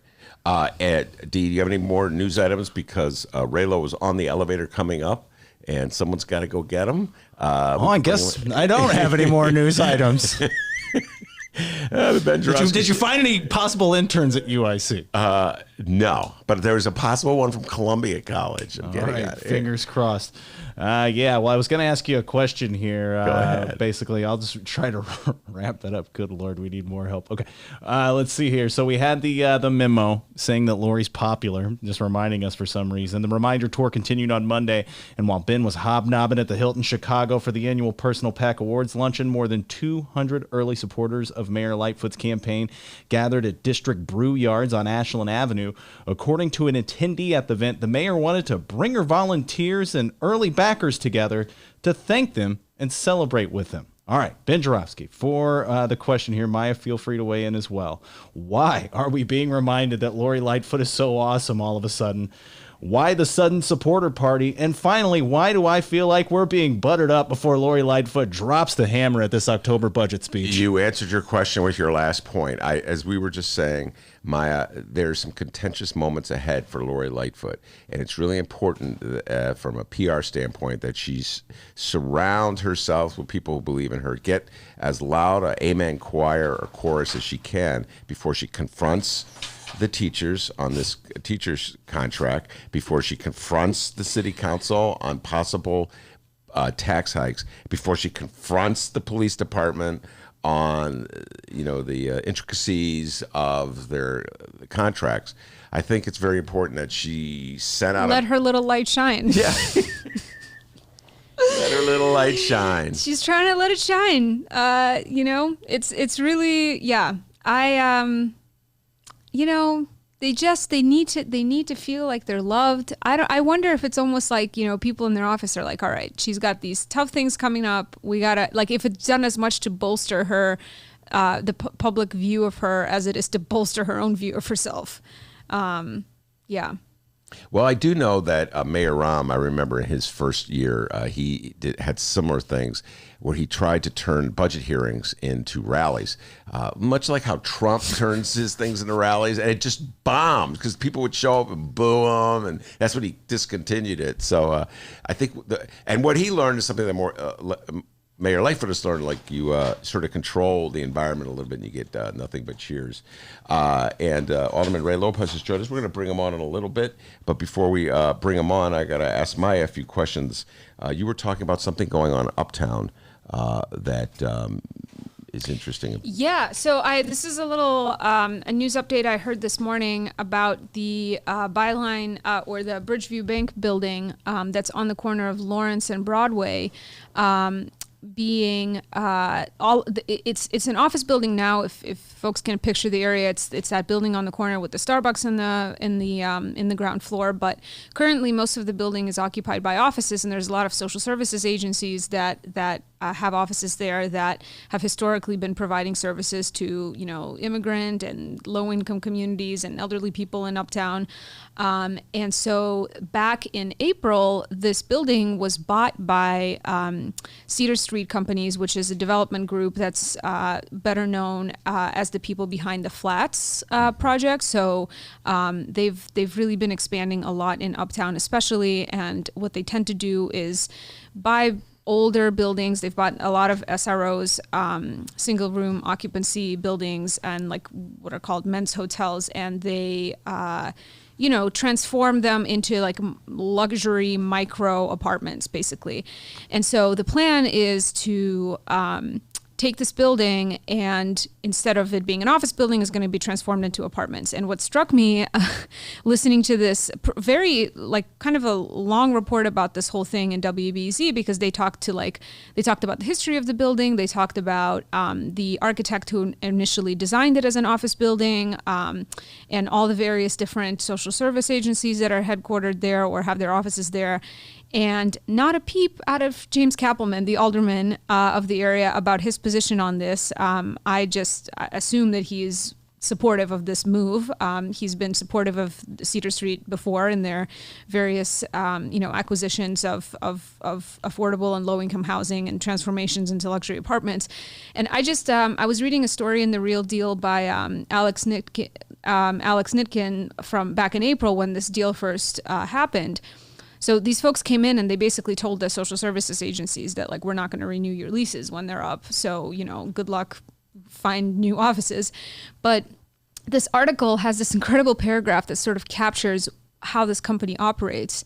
And I also, the photos of these three men that run this company are just like these ridiculous glamour shots. So it's a very weird juxtaposition about this article and these photos. But anyway, so I just wanted to read this little paragraph to give people a sense of what is happening in Uptown now. So the pickup of the bank building gives Cedar Street an even deeper foothold in Uptown, where it's become known for buying up aging buildings and filling them with apartments as small as 300 square feet under its Flats property management brand. Its most recent project fit 40 studio and one-bedroom units inside a former synagogue at 5029 North Carmore Avenue. Mm-hmm. And one-bedroom units inside this former synagogue, guess how much the rent is there? For a one bedroom? Yeah. $1,000. $1,800. Wow. Dang. It's been a while since in a I had micro apartment. $1,800. In a micro apartment in Uptown inside a former synagogue. This is Babylon, Ben. Yeah. This is like Chicago's Williamsburg. This is really, really crazy. No, when we're going to bring Alderman Lopez on after the break, because he has a different set of economic development issues in his neck of the woods, and this is why people always talk about the city of Chicago as a tale of two cities. The north side is just booming, and it's out of control, because that does sound like a lot of money for a one bedroom. Get Alderman's opinion about that. And then there's still sections of the city that are really could use some economic development. If we had any kind of balanced development in this city, it would be healthier. I think that's a healthier mix. Before we take a break and bring on the Alderman, I just have to talk about briefly. I want to thank I had actually seen it already, but she sent it to me again. And I've been sending it to so many people, so many friends of mine. Dennis, I have this obsession with Pam Grier. This is Pam Grier is way before Alderman Lopez's time, was a movie star in the 70s. I loved Pam Grier in the 70s. I loved her in the 80s and in the 90s. She was in Jackie Brown, one of the greatest movies ever made. And the New York Times did this great interview with her, which ran a couple weeks ago. And no, it was past Sunday. Oh, I thought it ran on the third. Well, whatever. Yeah. Okay. And Maya sent it to me. It was the first thing I saw when I opened my phone on Sunday because Maya gets up a lot earlier than I do. And it was just a great interview. Just talk briefly about how cool Pam Grier is. Pam Grier is so cool. I mean, she just talks about all the ways in which, like, everything, life experiences that people would experience as failures, like getting passed up, for movie roles because producers thought she was too black, or some actor's girlfriend had priority to be in the movie or whatever, having like a relationship that went south with Kareem Abdul-Jabbar, and like just like these life experiences, and she just talks about it all with such like, I don't know, self-confidence and like kind of in all the ways that even like these various disappointments like didn't compromise her sense of who she was and what were her values and what was important. And there was this amazing quote that I just love, and I was like putting it all over social media, but I will read it out loud again for the benefit of your audience here. So this has little like brackets to indicate that she's snapping her fingers, and she says, "Fashion, orgasms, babies, these things are temporary. Intellect is forever." God, I love Pam Grier.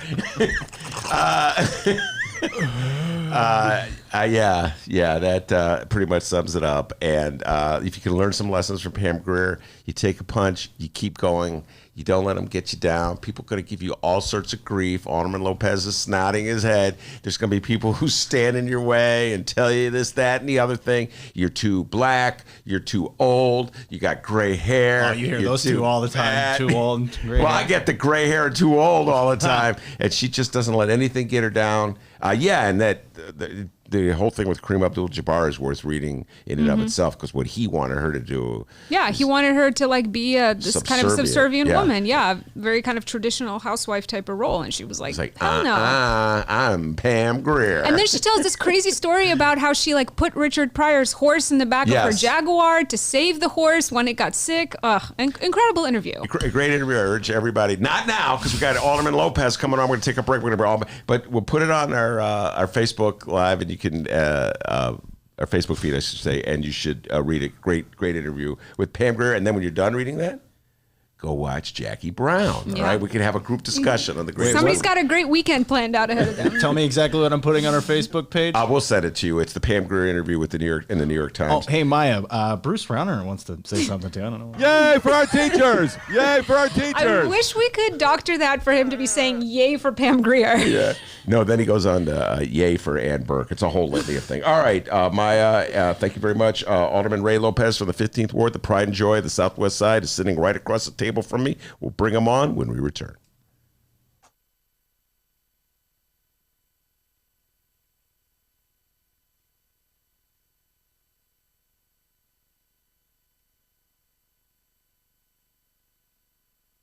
Read the Chicago Reader to get up to speed on what's what in Chicago.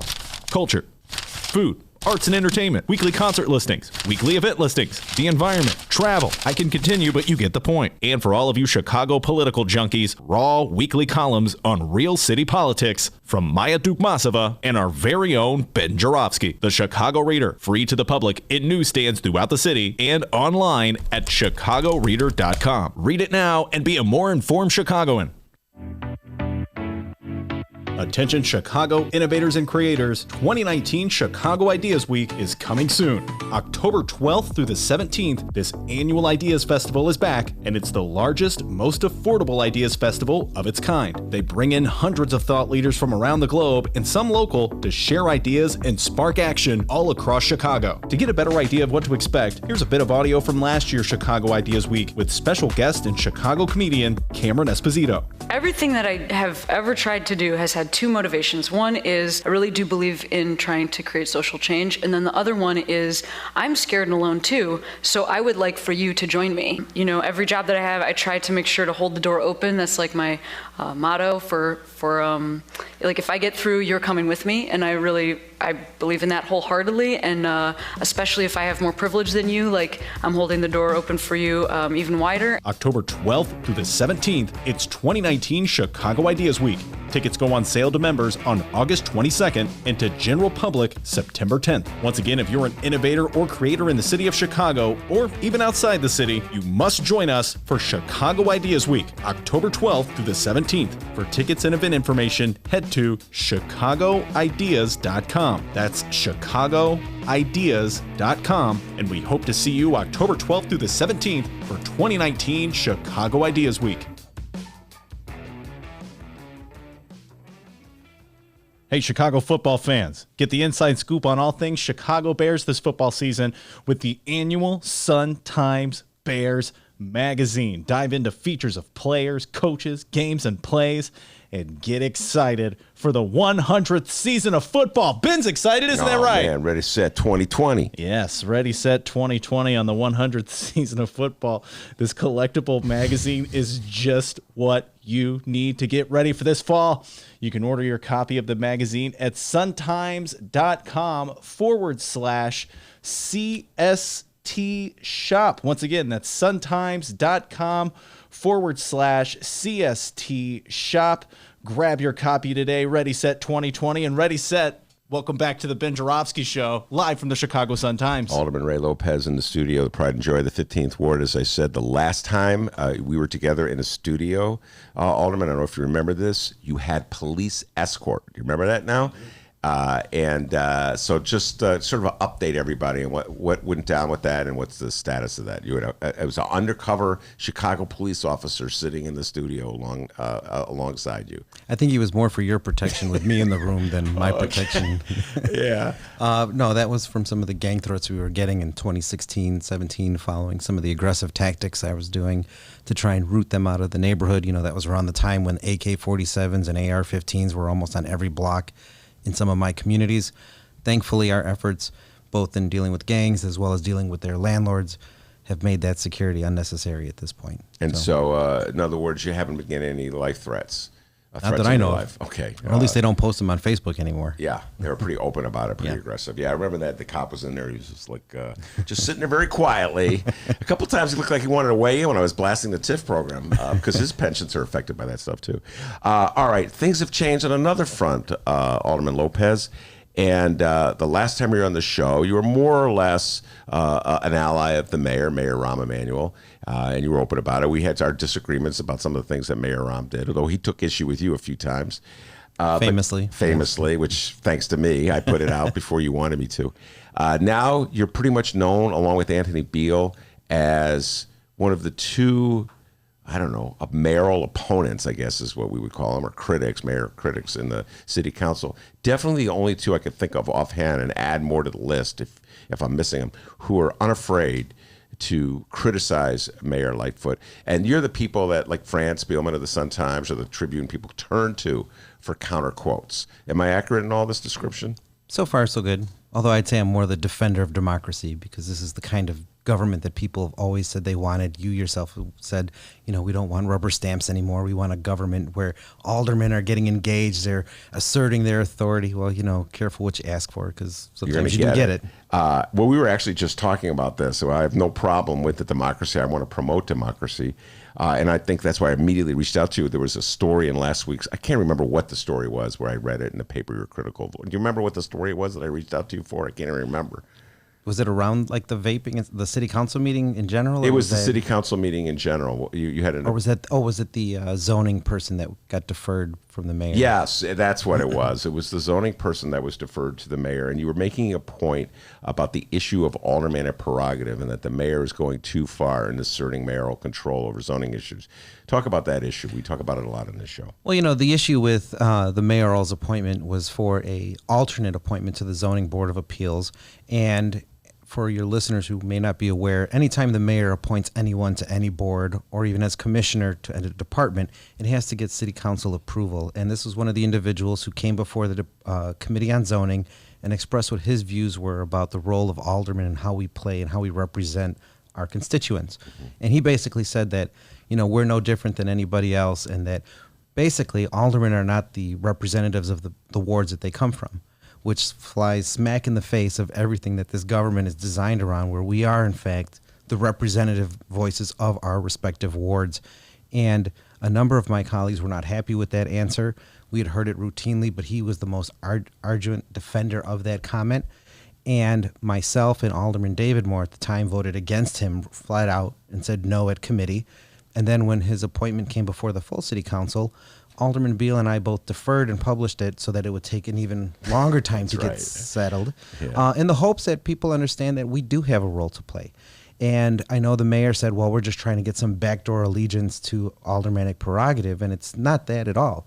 This is about knowing how government works. It's about the checks and balances of what the legislative control is over the executive branch. And when it's our job to approve these individuals, we retain the right to say yes or no, whether the executive, whomever that is, agrees with us. All right. Now, let's talk about the practical implications of what the mayor has done so far on the front of aldermanic prerogative. I'm having a hard time seeing that much has changed in a real way. I know there's been a lot of talk of change, a lot of talk of like an executive order. I don't know really substantively if that has any impact. If I'm a developer and I want to put a strip mall in your ward, don't I still have to go to you first, or just? Well, you don't have to go to us first anymore, because that's what her prerogative said, is that we are not the beginning point for any of these discussions in our ward. You can go to the department, you can go to city hall bureaucrats, and you can make your case. But the problem that I've had, and a number of my colleagues have had with regards to what the mayor has said, is that a lot of it seems high on rhetoric, but low on practicality.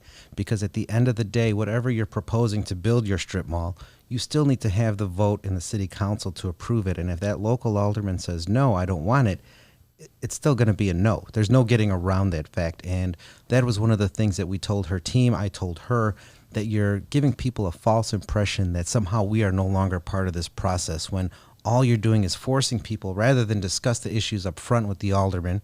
And I get it. I know she's got issues with Ed Burke and a few others who got side gigs doing all this, and I get all that 100%. But if you have best practices in neighborhoods, like the conversation that I just heard about what's going on in Uptown, if you have things that are going on where community and aldermen are engaged, you can address some of the pitfalls in advance before it becomes a matter of application and zoning change, where now you can run the whole process and you won't know what the alderman's objection is until the very end, after you as a developer, you as a homeowner, you as just a regular Chicago citizen has spent thousands of dollars to get to that point, only to be told no. But let me ask you this. How do you see this when this issue comes up, when the thing that the alderman is saying no to, supposedly at the behest of the constituents in his ward, is, for example, affordable housing, like what we saw on the Northwest Side? I mean, you also voted to not grant the zoning change because that's what Anthony Napolitano wanted. And in fairness, I also supported John Arenas because that's what he wanted. Right. So, but I mean, there seems to be some growing consensus in the city that it's not okay that we're allowing that much of a say for aldermen about, for example, something as important as affordable housing that we have such a shortage of in this city. Well, one of the things that I had suggested, Ben, was that, and I had told this to the mayor and her team, was that maybe when it comes to broader community-wide issues, things that go beyond ward boundaries, that we should remove ourselves as aldermen from this and have an actual planning commission deal with these issues themselves and be the end all for it, so that it's not just up to one individual. We can still identify who the bad players, bad businesses, and do more of the smaller local stuff. But when you're talking about major issues, as it relates to, in this case, housing, particularly where we're having city dollars come in and help build affordable housing or address some of these issues, maybe then we should not necessarily just leave that to the alderman. I think that would have been a fair compromise to what the mayor's stated her goal is to invest in communities and to address some of these issues where prerogative has been a roadblock. And by and large, a number of my colleagues were receptive, because truth be told, nobody wants to always be the one that has to make the final decision, particularly on issues where they might want to see development, but because their neighborhood says no, they can't do it for whatever their reason is, as we saw with the Napolitano versus Arena situation. In other words, they want to cover, if necessary, if in a way, with a controversial project. I have taken the stance. Maya doesn't always agree with me in this stance, but I've taken the stance that alderman prerogative is largely a fictitious, made-up, phony issue. That in reality, it's not the aldermen who have too much power; it's the mayor who has too much power. And I've said this consistently throughout, no matter who the mayor is, including Rahm Emanuel, as you know. So in the case, I heard that once or twice. Yeah, in case of Napolitano, the real issue I thought was that the city had no low-income affordable housing plan, a systematic plan for the entire city of Chicago. It was like a plan here in Arena's ward, a plan here in Napolitano's ward, and they were going to approve the one in Arena's ward because the cover was Arena wanted it, and they're going to approve the one in vote against the one in Napolitano's ward when the cover was that Napolitano was against it. And so then the issue became aldermanic prerogative as opposed to lack of a housing plan by Mayor Rahm. And I think now with this new Department of Housing, if we were to actually go through that route and say, look, you are the Department of Housing, you need to address the inequities of housing as they relate to the entire city of Chicago so that all of your affordable housing, all of your low-income housing is not concentrated in 10 wards while 30 others have next to nothing and some have absolutely zero. Then you could come up with a comprehensive strategy to address that. But if we all have to be on the same page to do that, if you leave it up to us, leave it up to aldermen, you're always going to have aldermen who have to contend with their voters, have to deal with the not in my backyard syndrome, and you're never going to make any true legitimate progress in expanding opportunity across the entire city. All right, let me ask you this question. Maya, do you have a follow-up you wanted to ask? No, you're good. All right, I applaud you for taking the stand you're taking. If you want to criticize the mayor, you're going to criticize the mayor. I do believe we need more aldermen who are willing to raise their voice of opposition, as long as they're respectful, et cetera, and so forth. What is different about this mayor and the last mayor? You seem more willing to do it with this mayor as opposed to the last mayor. Well, the last mayor, even when we disagreed, we were still able to get things done. As far as it relates to me and Rahm Emanuel, we had our disagreements, as you know, on things far and wide in between, and at the end of the day, we were still able to always work together, get past the emotion, focus on facts, focus on numbers, and focus on results. What I've seen from this new administration is the complete opposite. I've seen pettiness, I've seen bitterness, I've seen, operating on what other people tell you as opposed to being in full command of the facts or the situations and letting that guide you. And unfortunately, that's not a good place to be in when you're trying to address some of the major issues that the city of Chicago is facing, let alone the issues locally that we're facing. We have to be partners. We have to be able to work together. And your opinion of me should not get in the way of my offers of help or ideas to help move the city of Chicago forward. On a personal level, when you, like you said, you directly related your thoughts to Mayor Lightfoot, what's her response been to you? Just on a personal one, it's just she and I have only talked once this whole time. So since she was elected, we've only sat down once for 1 hour. So, there's a definite difference between, I could call Rahm, I could text Rahm, and I'd get an answer. We talk, whatever. This one, not so much. So there really is no personal anything other than, I know she has individuals. I know that she follows me on Twitter or whatever. But that's not conducive to how you can operate government, as we see. If you only focus on what you hear on social media and what your closed group of advisors tell you, you're basically operating like the Donald Trump form of government, and that's not what Chicago needs right now. The way it was presented in the early days when you and Beal were starting to speak out, it was like you were sort of agents of Ed Burke, that somehow or other the voices of dissent coming from you and Beal were actually puppeteers. Ed Burke was. I think she called me a water boy or something along those lines. But although I love that movie with Adam Sandler. Good movie. But anyway, so talk about that. So our very first meeting, she tried to put me in a box as being beholden to Ed and doing whatever he tells me to do to try and undermine her. I think she exists in a world where she always has to have an enemy. She has to have conflict in order to move forward and stay above. And, that was one of the things that we discussed. And that day, my objections were very simple. It was her first council meeting. She made introductions for who she wanted as chairman of her committees and things of that nature, her leadership team on the council. And it was striking to me that for someone who claimed to be all about equity and parity and, you know, all of that stuff, you not only diminished Latino participation in leadership, you also cut them literally in half. So that you went from having like 4 or 5 Latino chairmen and making up 15% of the committee structure to being less than 5% with only 2. And because I voiced that objection, she took that as her cue to say, well, Ed Burke must have told him, as if somehow I can't think or count for myself. And every time she's opened her mouth about whatever my objections are, it's always Ed Burke, Ed Burke, Ed Burke. That's fine. One day Ed Burke will not be here, and she's going to have to figure out who else to assign my objections to, unless she's going to say I'm getting cliff notes from jail from Ed Burke. Yeah, Ed Burke will be calling you collect, because I don't believe they can do direct dial from federal penitentiary. Do you talk to Ed Burke? Do you get advice from Ed Burke?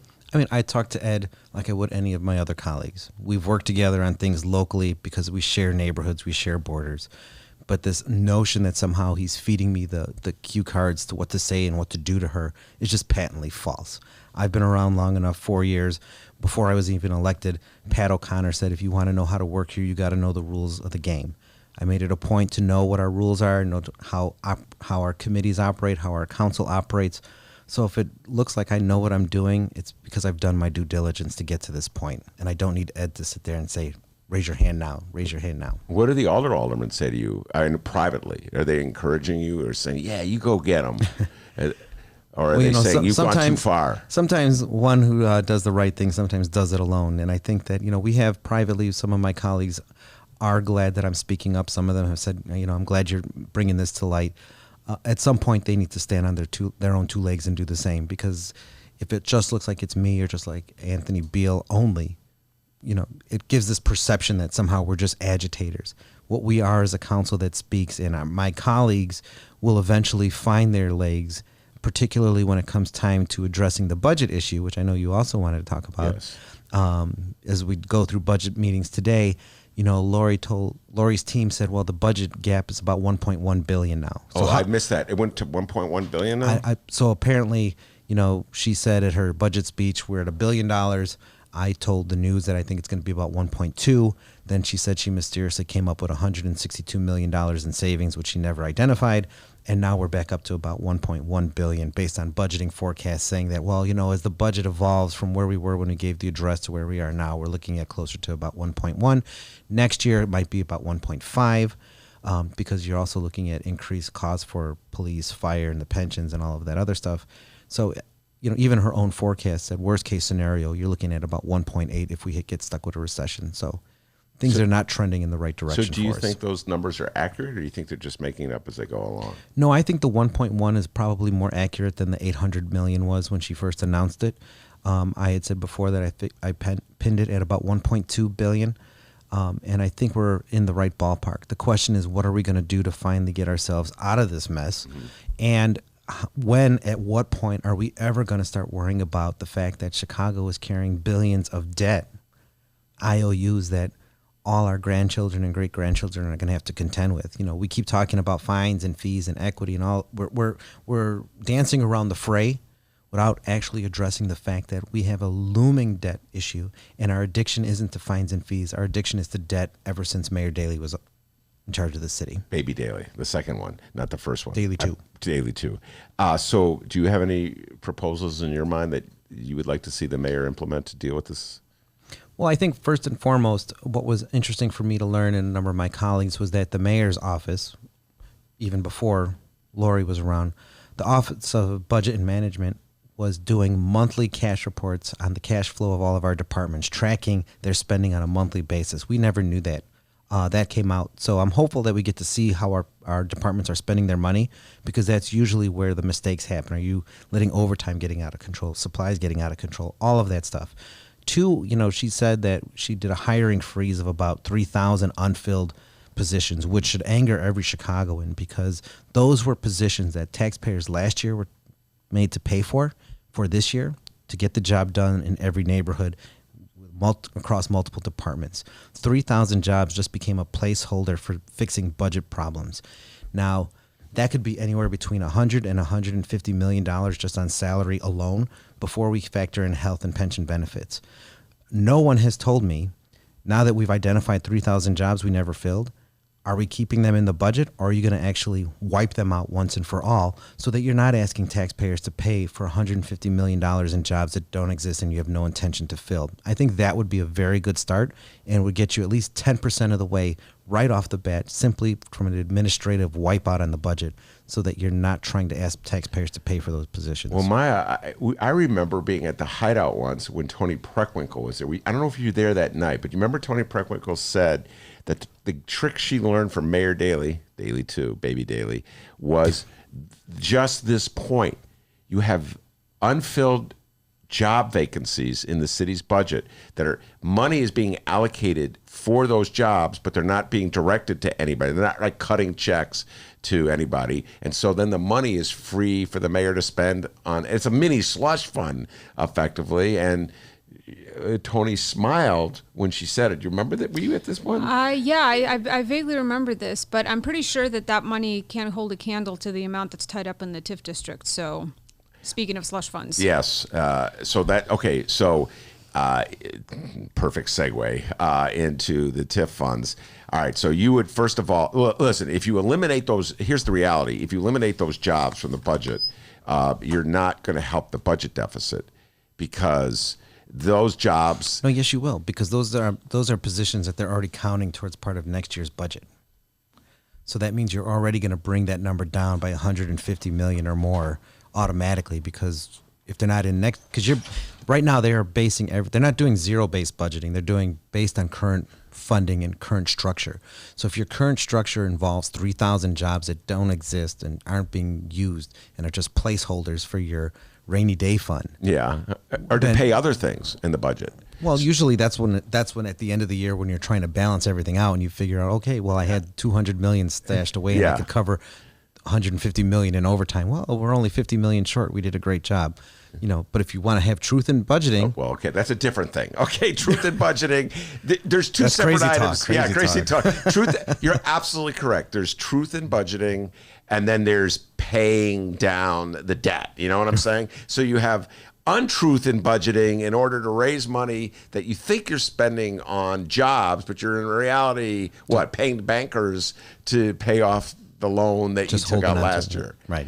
So that's the trick. I remember Tony Prickle said she learned from Mayor Daley. All right, let's get to the TIF fund. And Maya is absolutely correct. I think the amount of unobligated money in the TIF fund is over $800 million. I haven't seen. I think that's about right, something like that.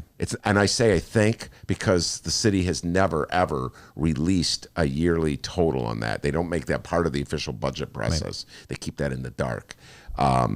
So, all right, you were never a big opponent of the way the city's TIF program worked when it was ROM. Are you willing to step up and take that role now, which is needed as much now as it ever has been? Are you willing to step up? Two things. I think that first off, when you look at the unencumbered $800 million, let's just go at $800 million, make it easy for us. Even if you surplus that and gave it back to everybody, we'd probably only get about $200 million if we're lucky. That's correct. So the rest would go to the Board of Ed. Half of it goes back to Board of Education right off the bat, because as most of your viewers know, half your property tax, a little more than half, is strictly Board of Ed. So we'd only see about $200 million. So it wouldn't actually be like this huge influx of cash to the city of Chicago. It'd be great, and it would help us start chipping away, but it wouldn't be everything that we need. It's not the end all. And two, what worries me is that there are some areas like my ward where we have TIFs, where we have projects sitting in limbo as we wait to see what the mayor's going to do with regards to what her team called aggressive surplusing. So does that mean that my infrastructure from my ward is now secondary to this budget issue? Does that mean that the things that are meant to help bring up back of the yards in West Englewood are now playing second fiddle, even though they're in a TIF district designed to help blighted areas? And I don't think anyone would argue that they're blighted areas that I have. Does that mean I have to play second fiddle so that we can put off having to do a tax increase? And for that reason, I would strongly argue no, because in certain areas, TIFs still have a role to play. They might not play the role of remodeling the press room at City Hall, but A subtle reminder. Subtle reminder. $200,000. I want $224,000. I sit TIF corrected. money. Yeah. And I think her response was, "It's not taxpayer money; it's TIF money." Wow. But you have to remember, all of this is taxpayer money. Yes. Now the question is, are the TIFs going to be used to help those areas that need it? Now we have a lot of TIFs that still have to pay for schools, that still have to pay for libraries and things of that nature. My back of the yards college prep, beautiful school, $90-something million still obligated through TIF, 47th Street. You know, money has to be paid, and you have to make sure you make those payments through those TIFs. But when we look at the other TIFs that are expiring, or the TIFs that are in areas that don't necessarily qualify as blighted, then maybe we need to absolutely start paring them down and cutting that back, because I think that will end up eventually freeing up dollars. But I think just the wholesale dismantling of TIFs, or taking it away from the communities that need it the most still, would be a mistake. Yeah. Even I would not advocate for that. I think you're absolutely correct that there's a reason the program exists, and is to eradicate blight in low-income areas that, but for the TIF, would not get any investment at all. Absolutely. So I think that's a noble purpose to have the program. Radically distorted and manipulated over the years. So now one thing that I would suggest, though, too, is that as we look at some of the TIFs before we get to that point, you look at how many TIFs impact homeowners in particular, how many TIFs take in parts of the city that are dealing with perhaps like the lead pipe issue.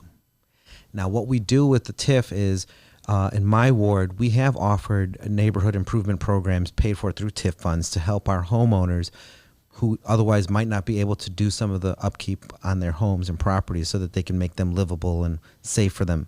Well, we could always look at that as possibly like a lead-based neighborhood improvement program as well, using TIF funds, before we start dismantling this source of revenue. Because as we look at like the lead pipe issue, that is, I think, at one point a $6 billion issue that we're looking at for the total lead pipe replacement, particularly within homes. Because, you know, our connections aren't the only source of lead in people's water.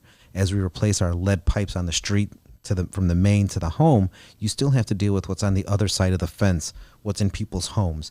And a lot of folks can't afford to have all their pipes replaced. So that might be something that we look at least within the context of those TIF districts.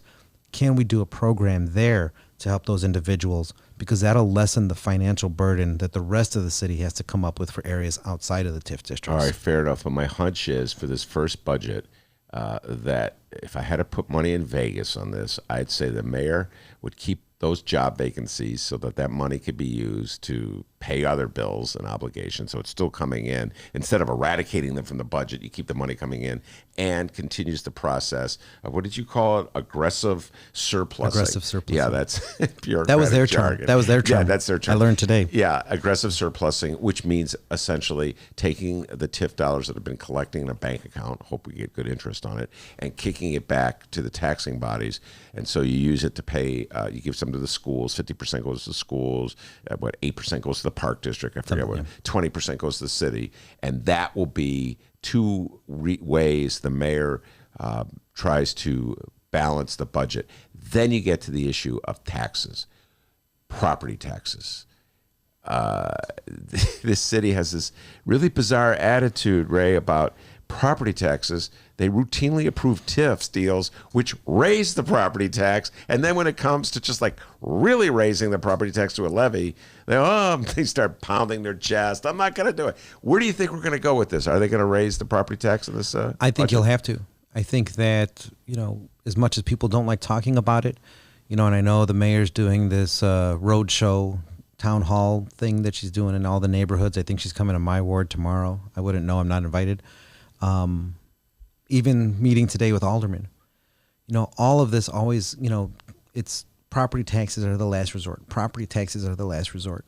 But if all of your suggestions are not feasible, if all of your suggestions don't get you to where you need to be to fill the gap and to make the changes you need to, you know, you might as well just say, we don't have enough with everything that we're putting forward. Your progressive taxes that were put forward, your head tax, your hotel motel tax, real estate transfer tax, this tax, that tax, service tax, whatever, none of that is going to equal the $1.1 billion that you need.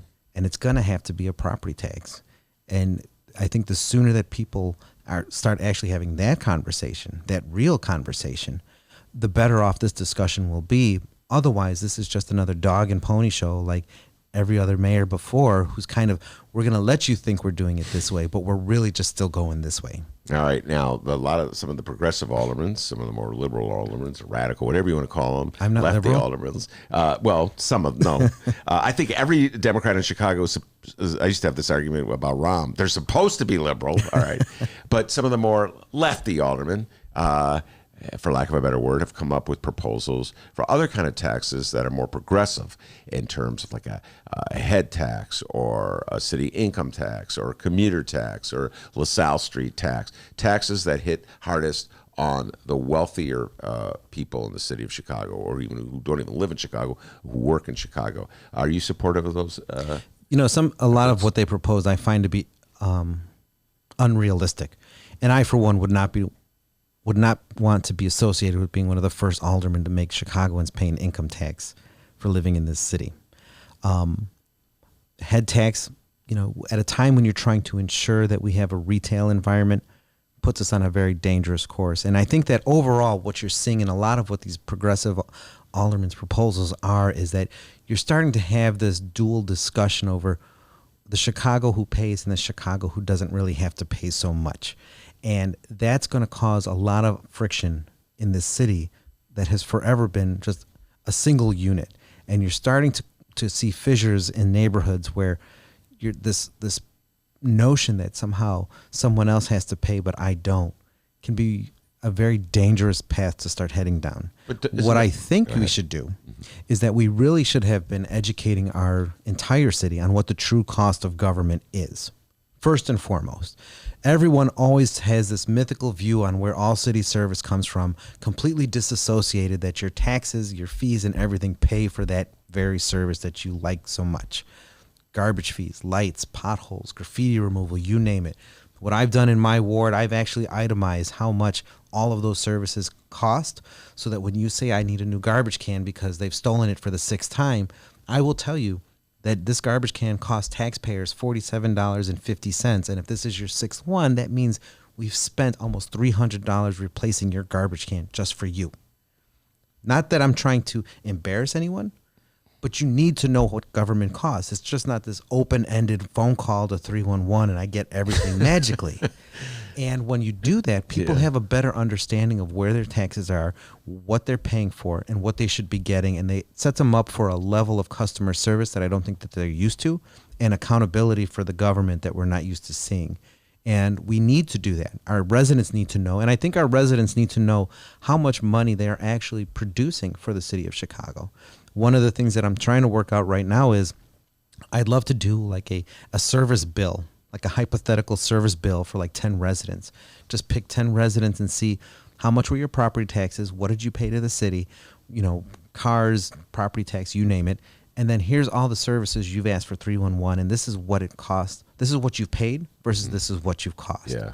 And so that we could get an idea in every neighborhood how we're all in this together and where those costs are coming from. I appreciate the principle of what you're advocating, that we're all in this together, and we should not divide the city one side against another side, one person against another. But in the reality, the way services have been allocated, your neighborhood has been shortchanged. This neighborhood that I'm in now, this greater West Loop, North Side, near South Side area, has gotten far more than your neighborhood. Again, to come back to the TIF program, they're spending $1.3 billion in Lincoln Yards. $1.3 billion. After they put in the roads so that we don't have to pay for them. Yes. Well, you're paying for them out of your property taxes. They could spend that money rebuilding roads in the 15th Ward. The 15th Ward will not get, if I add up all the TIFs, in the full next 23 years, they will not come close to $1.3 billion, which is all going to one ward, the 2nd Ward, Brian Hopkins Ward. How is that fair? Well, we've actually used our TIF for our infrastructure. So as our neighborhood improves, as we put in the infrastructure in place with our TIF, that actually generates more money into our TIF, which is the whole point of this program, to help address a blighted area, to raise it up, create more money, keep it in the TIF so that we could keep building and doing what we're doing. So I don't necessarily think my ward doesn't get the services that it needs, because I advocate for everything that it gets. And I'm more than certain that my residents probably see a lot more services than they ever saw before my arrival. And we rival and put to shame a number of wards simply because I'm like fanatical on certain issues, mainly cleanliness. So I know my residents are taken care of because I advocate for that. But definitely I know that there's always the question of, is it fair for downtown to look one way versus how the neighborhoods look? I get it. You're always going to have people asking that question. I have it even in my own ward. Is Brighton Park getting more than Back of the Yards? Is West Englewood doing better than Gage Park? And so on. Anytime you have people, it's human nature. Who's getting what? The question is that really a true statement to make? Or are there some deficiencies in that question that you could point out and say, no, actually, when you put all the numbers on the table, this is actually what you're getting. And I think that's the problem that we have in city government right now, whether it was Rahm, whether it's Lori now. No one's ever put all the numbers on the table. No one's ever put everything all laid bare. All right, I'm going to tell you something. I'll make a bet with you right now. She's going to lay bare? No, I'm not going to. I would never bet on any mayor being openly, completely honest with the numbers. You could, but if you could, and you found every nickel spent in the 15th Ward, and folks, for the geographically challenged, the 15th Ward is near southwest side of Chicago, like Englewood area, around there. Take 63rd Street to the green line stop, and that's be right in my office, right across the street, because I took that train to your office once. Anyway, so that's where the 15th Ward is. You could take all the money they spent in your ward, and in 20 years, Ray Lopez, it will not equal to 1.3 billion. Oh, I'm sure. With a B, as Lori Lightfoot likes to say. 1.3 billion with a B that they're spending. And so I think at some point, doesn't equity play into it? I mean, isn't that the heart of what the fair tax is? With Pritzker, at some point, you just got to say, what's a fair way to distribute the money as opposed and to gather the money? Shouldn't we address that as a city as well? On both fronts, absolutely. I'm not going to knock that equity should not be something that we're concerned about. Equity absolutely has to be. But we also have to remember that as we have these discussions, when you say certain neighborhoods will not be impacted by tax increases or won't be affected, that does play out in the city as well. And I think that we just have to temper some of that rhetoric with the truth, with the hard facts of what's going on. All right, I'll temper the rhetoric with this. Hey, Brian Hopkins, if you're listening, and I know you are, come on, kick a little of that $1.3 billion down to the 15th Ward. Stop hogging it on the north side of Chicago. I know you're really happy because you gave the dump trucks to the 6th Ward. I don't know if you follow that one. They got the dump trucks. He gets the $1.3 billion. Oh, God, Chicago. All right. Yes, that's billion with a B. Oh, thank you, Mayor Lightman. I was hearing voices in my head for a minute. It's not your head. It's real. All right. So I'll let up on that one for the moment, and we'll bring it up later. All right. As long as we're talking about some of the issues facing the city, there's a couple on the table here I want to talk to you about. The whole attitude of marijuana. Please help me on this one, Ray. The mayor's created this exclusion zone. You speak about alderman and prerogative. The alderman is Riley. He wants the reefer sold in his ward. Okay, she's got I already said mayoral prerogative. Mayoral prerogative. Mayoral prerogative. So why? I don't get it. Wouldn't you want marijuana sold downtown? Because that's where like tourists are there. They're going to want to buy it. They're paying the taxes. So I found this very interesting to hear how this was playing out, because none of us knew that this was coming, by the way. Excuse me. And she puts in there six zones plus downtown. It's good enough for all 6 zones, I think she said, because she wanted to make sure downtown was family friendly. Mm-hmm. First off, as someone who doesn't live downtown, I don't know how the hell I'm supposed to take that comment about my unfamily friendly neighborhood on the southwest side of Chicago. Mm-hmm. I hadn't thought of that, but yeah. Oh, that was the first thing that hit me was that comment. It's good enough for my neighborhood, but don't put it downtown, because that's not what we want people to see. Screw that, first off. Mm-hmm. 2, all your tourists come downtown. All your money, all the disposable income. We have an entire industry of tourism that supports thousands of people. Why would you not have those dispensaries downtown where the people and their money are? You mean to tell me someone's going to go all the way to Rogers Park to go to a dispensary when they're staying at the Sheridan right off Wacker Drive? Or they're going to come down to Brighton Park in the southwest side, or Garfield Ridge or West Elsden by Speaker Madigan's house to go buy some pot on 63rd Street over there? They're not going to do it. They're going to stay right where they are. They only go to the restaurants where they're at. They go for the downtown atmosphere, and that's where they spend their money. And this misguided notion that, no, we want to keep downtown this way, and we'll somehow generate interest in the neighborhoods for the dispensaries. Unless we have some miracle Chicago pot that we've never seen before, that's only sold in certain outlier zip codes, I highly doubt people from downtown are going to go out to the neighborhoods to go buy. They're going to want it where they are, and that's where our store should be. Yeah, that's something we see eye to eye. There was a funny bit in the today. You could call it the Lori Leaf. All right, there you go. I'm trademarking that now. The Lori Leaf. Yeah, you better get your lawyer working on that. There was an article in today's Sun-Times where, I'm not making this up, the restaurant lobby was saying they didn't want marijuana sold, which I thought was preposterous. Okay, I'm not an expert in marijuana, but it's been known to make people hungry. So you think the last people that would complain about marijuana would be the restaurant owner? It's a very bizarre story, right? It just doesn't make any sense on any level. And I think the other thing about this too is that she also is not going to make the medical dispensaries have to get zoning approvals or new licensing moving forward either. And from what I understand, under the state law, they get 2 new licenses to go with it. So I don't know if that's covered under her zoning. So you're going to have a medical dispensary with 2 new retail dispensary licenses without having to get zoning approval as a result. I understand what you're saying. Yeah, it's a whole lot of questions. Grandfathered in. There's a lot of questions that to be asked, but that primary one about the loop being family friendly and somehow other marijuana would violate that, I found very bizarre. But you're right. I hadn't thought about the buried notion is, go let him go down to Lopez's ward to buy the reefer. All right, and finally, before I let you go, you came in saying there were some raids. Immigration raids. Talk about that in your ward yesterday, did you say? This morning. This morning I started getting phone calls around 8:30, 8:35 from some very panicked residents of mine in back of the yards. Apparently 2 individuals were pulled over in some sort of traffic stop by an ICE police officer, not a Chicago officer, an ICE officer. And apparently they had some outstanding warrants, taken into custody, haven't been seen since.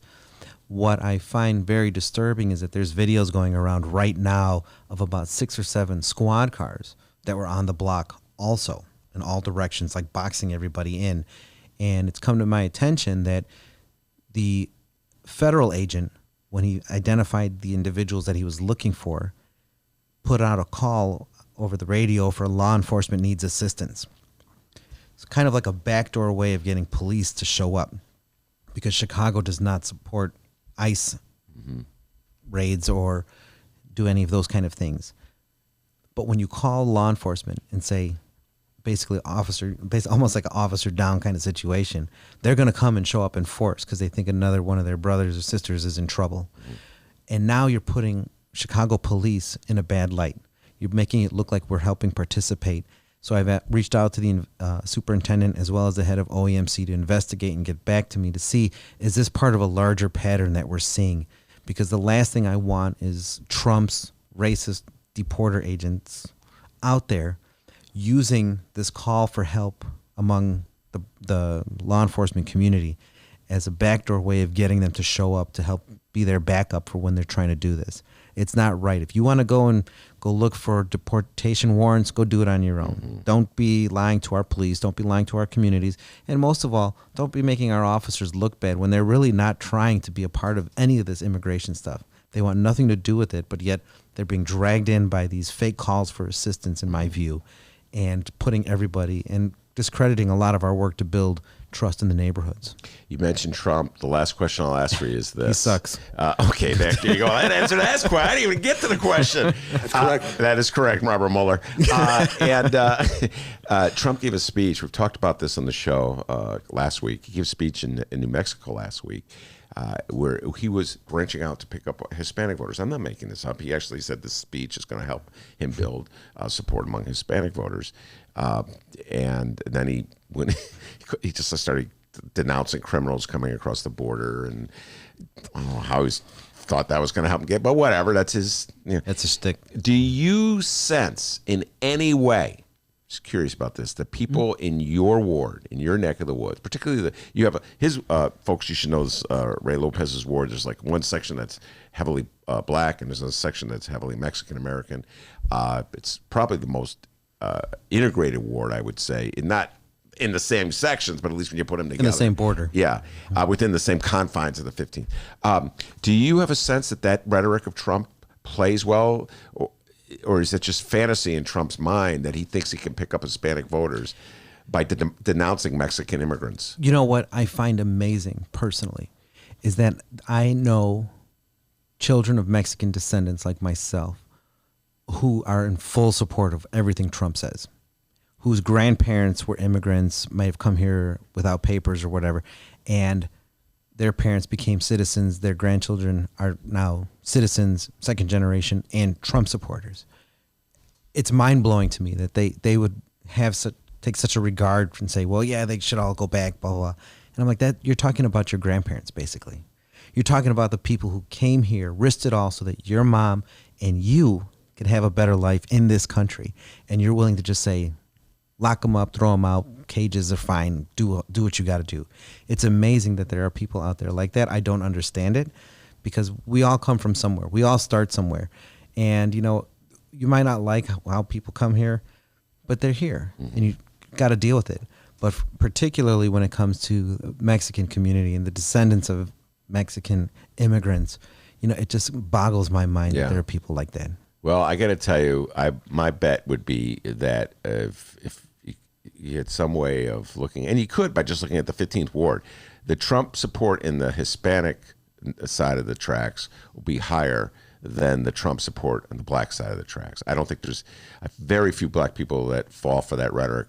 But well, you'd be surprised too, because therein too, you also have a segment of the black community that appeals to the Trump rhetoric because they somehow feel that it's the undocumented, it's the quote unquote illegals that are keeping them from their place moving forward. And if all you do is ever play to people's fears on all sides, doesn't matter what color you are. We see it with the white nationalists. You see it with people who are suffering from unemployment. You see it with people afraid of gays and lesbians. We're so evil. If you keep playing on those fears, it doesn't matter what he's saying because you're just tapping that button that says, you know what, you're right to be scared. They're coming for you. However you frame it. Fair enough. Then the bet will leave. We'll make two bets. I already won the first bet.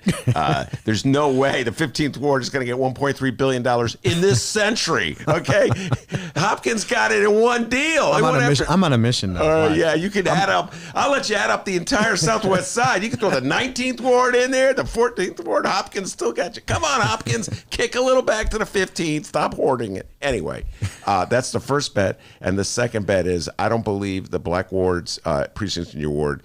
Trump got more than 2% of the vote in the last time. We're going to take a bet. Because we can do that in the 15th ward.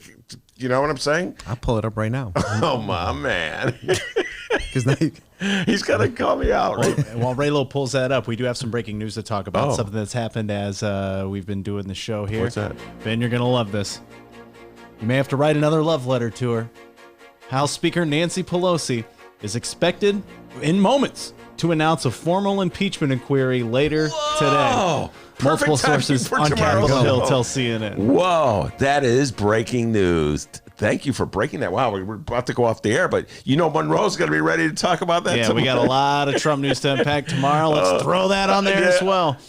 I was everybody knows that I'm defending Nancy Pelosi forever and taking a lot of heat for it from my Tell us your thoughts on Pelosi. I love you. It's pretty, but it's true. I like Nancy Pelosi. I put it out there. But I was starting to waver, T, over the weekend. I didn't tell you this. I was like, come on, Pelosi. Hurry up with this impeachment thing. You're too cautious, especially as the story broke about Whistleblower Gate, which is surreal, where he's calling up the president of Ukraine saying, hey, give me the dirt on Biden. This guy is your political op. Uh-oh, here we go. All right, so I hate to break into the Pelosi love fest here, but well, it's actually sort of. But so the crazy thing is, as I'm looking at my results, less than 1% of the black vote in my ward went to Trump. I told you. On average, 5% in the Latino precinct. Wow. Dang, I was even more right than I thought. Less than 1%.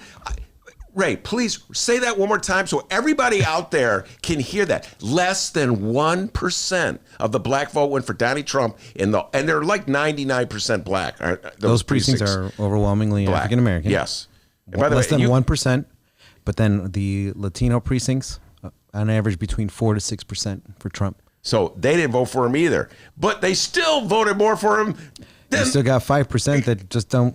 You know, it's I'm like telling you, cockroaches for raid. What can we say? That's sad, actually. That is sad. That is sad. That's because he was no less racist when he was running than he is when he's ruling. The first thing he did when he came down the escalator, when he announced he went right after. He made it clear. So anyway, I won that bet.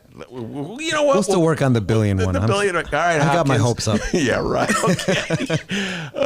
We'll get an honest budget before you get that 1.3 billion. That is for sure. Ray Lopez, it's a blast talking politics. Yes, as always. that's billion with a B. Thank you for clarifying that. I'm gonna have nightmares now. Anyway, I also want to thank Maya for stopping in, and Dr. D. You're the man, you're the myth, you're the legend, you're the pride of joy in all Illinois. You did a great job. Give yourself a raise. Take it out of petty cash. See you tomorrow, everybody. Hey, and remember, you can download previous Ben Joravsky shows at both Chicago Sun-Times and Chicago Reader websites and Benny J bonus interviews at both Chicago Sun-Times and Chicago Reader website, chicago.suntimes.com/pages/Joravsky, chicagoreader.com, and wherever else you download podcasts.